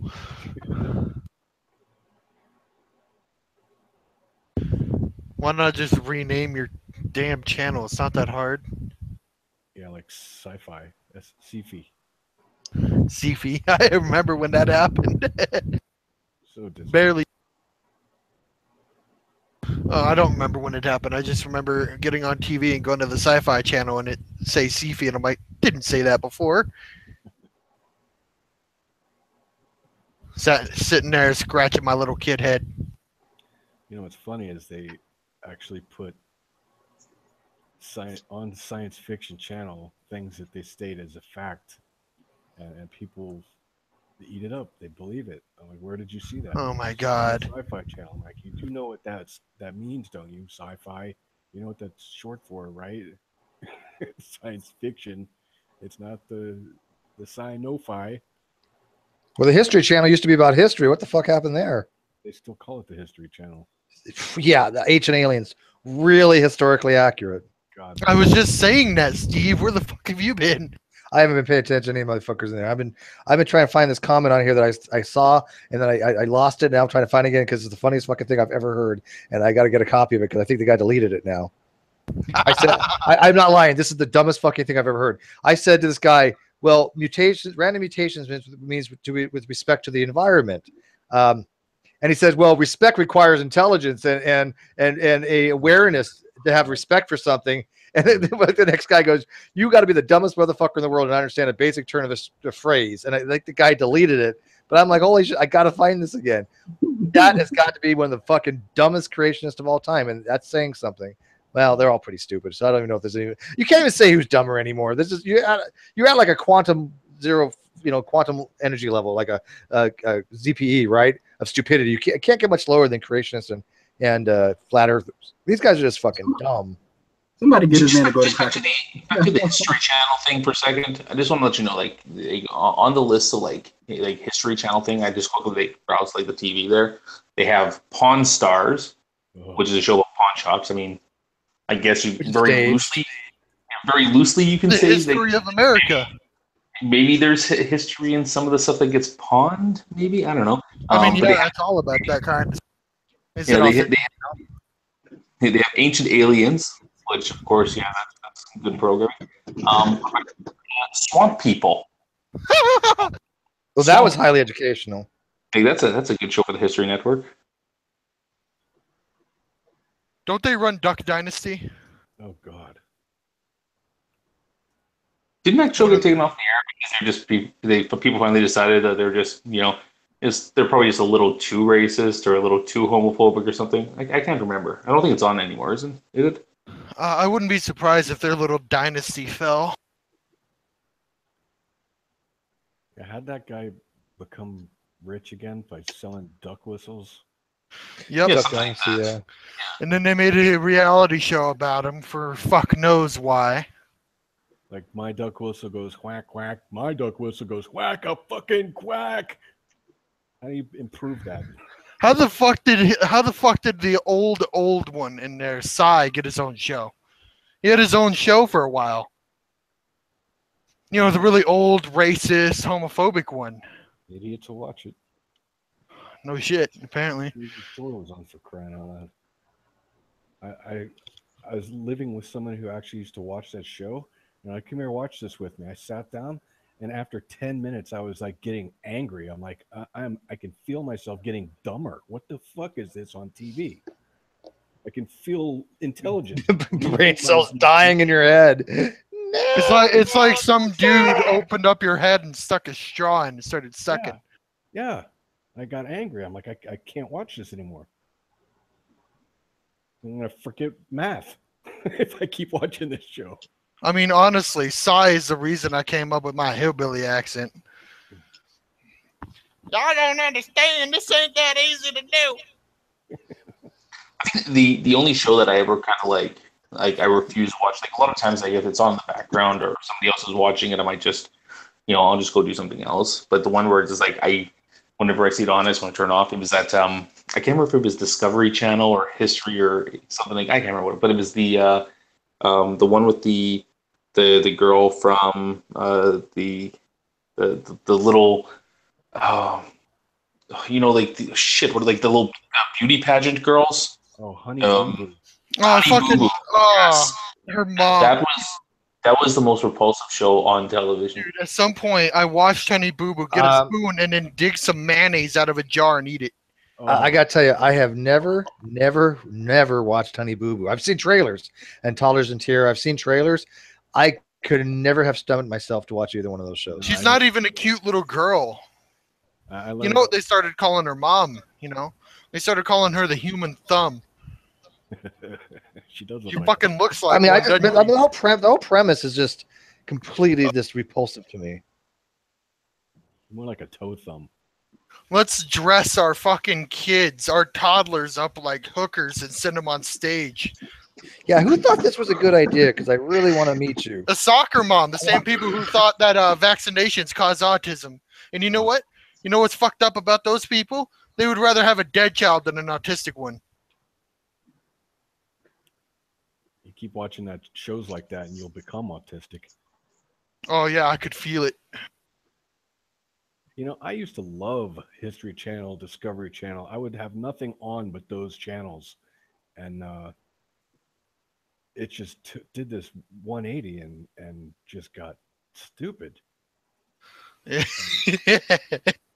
the only thing that I watch on History Channel, it's actually one of the few shows I do watch, and it's Forged in Fire, because fucking swords. Like, but other than that, the rest of the shit's garbage.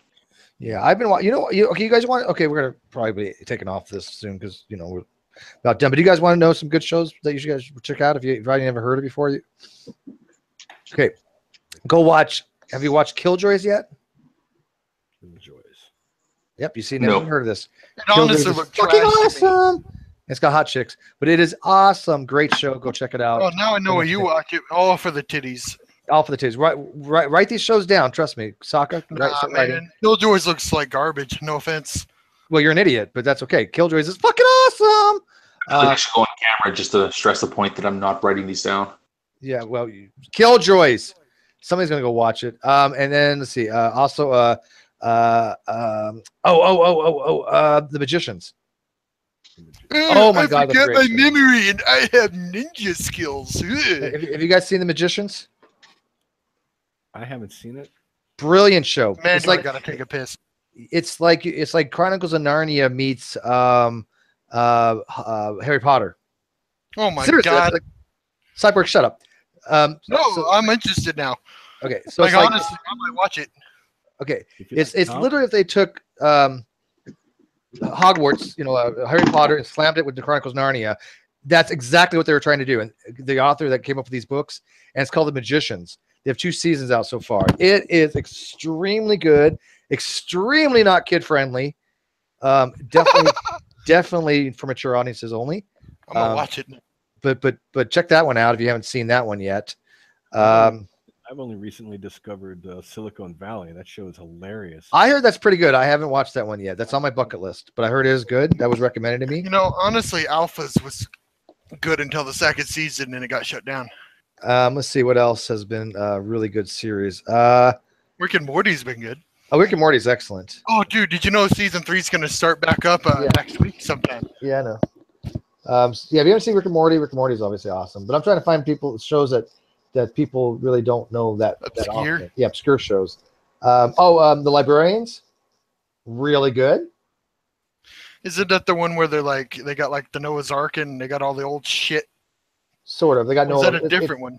No, it's with Noah Wiley. It's like Warehouse 13. Yeah, I remember. I watched that before. Yeah, it was really good. If you haven't seen that, The Librarians. So if you guys need some stuff to watch, let me know. I watch this shit all the fucking time. So watch those series, especially like The Magicians. You'll like it. It's super, super good. I have to use Kodi because I live in Italy and I don't get those shows here. You'll get it. I'll find you a site in Italy that'll work. Kodi has all this stuff. Just watch a Death Clock. Watch a hockey game. Yeah.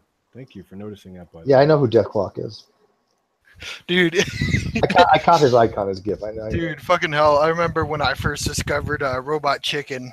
Yeah. It was like my balls dropped the second time. Let's see. Any other shows I can think of off the top of my head?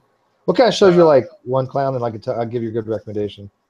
How about Super Mansion? Not Super Jail, Super Mansion. I remember it, but I don't think I've watched too many episodes. It's good. What's up, One Clown? Like, what do you got to watch?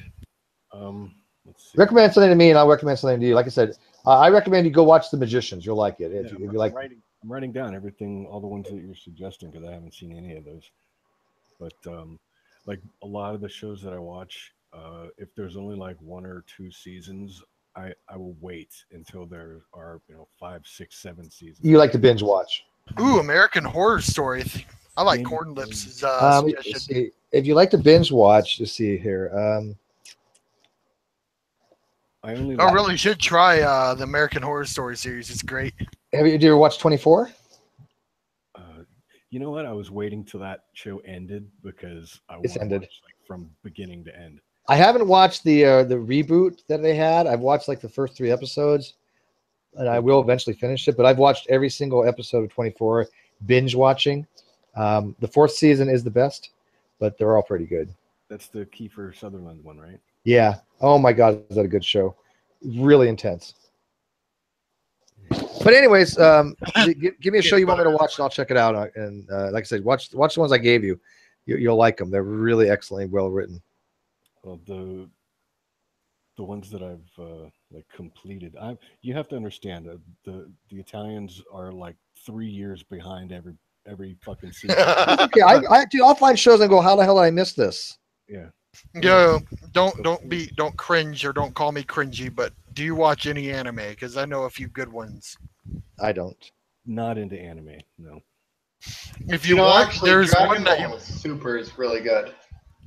If there's one that's really good, it's only 1 season, but it's basically every gamer's dream. It's called Overlord. Is that there's no sex. Is that like if you're going to watch Dragon Ball Super at all, skip the first 26 episodes. They're trash, trust me. All right, give me your show real quick because we're losing people, and I'm going to turn this off. And I got No, people come back. No, see, one person joined. Did you see that, Steve? No, I'm not watching. Hey, it went from 17 to 8. Now it's 19. Yeah. Oh, no, see, we're gaining people, Steve. We're going to stay on. Yeah. Do you have a recommendation for me? I don't think I watch it. Because again, I'm running out of shows to watch. Silicon Valley. They just okay. Silicon Valley. I'll watch that next. So you think is it funny or is it? It's really funny, but it's like it's cerebral humor. I mean, they're in Silicon Valley and they're trying to come up with new ways to get rich off of internet and new. Okay, I'll check it out. I heard it's really good. You're not the only person that has recommended that to me. Fringe was good. I watched a lot of Fringe, but I'm going to start Fringe from scratch one of these days. Lord Tomato Sauce recommends. Yeah, I remember watching Fringe part of the first season. I actually thought it was really good, but I just never finished it. I could probably watch every season again because I don't remember it. I can't wait to start watching Strange Days or Strange Things. Is it true that they're going to make a Static Shock movie? Oh, that would be cool.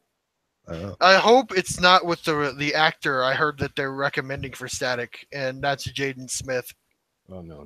Yeah, Cornlips, DM me on Twitter if you got some great shows. I probably have watched just about everything, except for like Silicon Valley. I haven't yet, but it's on my bucket list. But I keep track of a lot of shows. I mean, foreign, domestic. You know, I mean HBO, Cinemax. Silicon Valley, very quick. They're only like 22 minutes. Have you seen Weeds? I didn't really like Weeds. Yeah, I didn't get into it, but I loved Breaking Bad. Breaking Bad is one of the greatest series of all time. Absolutely, the ending was awesome. I mean, they did that right. I was watching at the same time I was watching Dexter, and I love Dexter, but the very last episode was so disappointing. I thought the whole season went. I tell you right now, the producers that made that last episode should have been fired immediately. I had it all in my head, the perfect Dexter ending. You want to hear my ending? And if I was a producer, tell me. Okay, so anybody who hasn't seen Dexter, turn this off right now. But again, I'm not spoiling anything because I guarantee it was the worst fucking season ending or series finale of all fucking time. Was it not? One Cloud? Terrible, horrible. So here's my idea. Okay, and let me pitch it to you. My idea was this. You know how Dexter always talked about his dark passenger? Mm-hmm. Okay, so the ending would have been him riding into the sunset with her as the passenger, replacing his dark passenger as they go into the light. Yeah, that would have been better. He has a new passenger, but it's not a dark passenger anymore. It's his new passenger for life. He no longer needs the dark passenger. Okay, what happened? That's fucking brilliant. I had that idea too, that was eventually going to happen. I thought that's what they were leading up to. But how did they not do that? What the fuck happened? I didn't watch it. I think what they had in mind was this is so popular now we have to do a movie. Would that have been a good idea, One Cloud? I think it would have been a better idea. Yeah, well, I think it would have been a great idea, but better would work. But I got to tell you, Breaking Bad, that was a good season, the series finale. Did you ever see the alternate ending for Breaking Bad? You know what? I may have. If you did, you would remember. Go look it up on YouTube. Okay, maybe not. I remember reading something about that. All right, don't tell me. Don't spoil it. I'll check it out. Just go look it up. All right. Is it a legit like alternate ending, like a DVD alternate or fan favorite? I'm not telling you shit. I'm not telling you. I like that. That's good. That's good. That's good.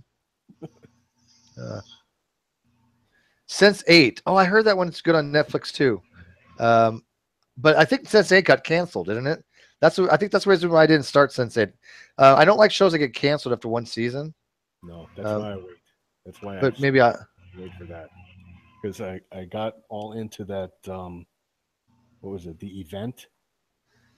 Oh, what the fuck happened with the Event? That made me angry. I got really into it and then pulled the plug. They're like, yeah, that was shit. I was years ago, but yeah, I remember that. Yeah, because I remember the last episode too, where she's like looking up at her home planet or some shit like that. Yeah. And they done. The series over. What the hell has happened? I was really getting into that series. Yeah, I was too. That's like that's like what they did in Firefly. It's shit that I like. God, I don't even want to talk about Firefly. Oh God. Yeah, The Event, Firefly, and there's another series that they fucked up on by ending it too soon. Was called Odyssey 5. Odyssey 5. I didn't see that, luckily. It was good. It was it was Peter Weller, could have had so much potential, but I don't like, again, I hate it when they can't make it through a season or two. All right, well, I think we've bullshitted about this enough. So everybody, thanks for watching the Great Debate Community channel. We have gone from natural theology to talking about Netflix. That's how it works around here. So we also talked about balls for a while. Cyborg, I'm gonna give you last word because you always like. Do you have anything planned? Last word. Anal beads. No, but seriously, I enjoyed this. This is fun. All right. Good night, guys.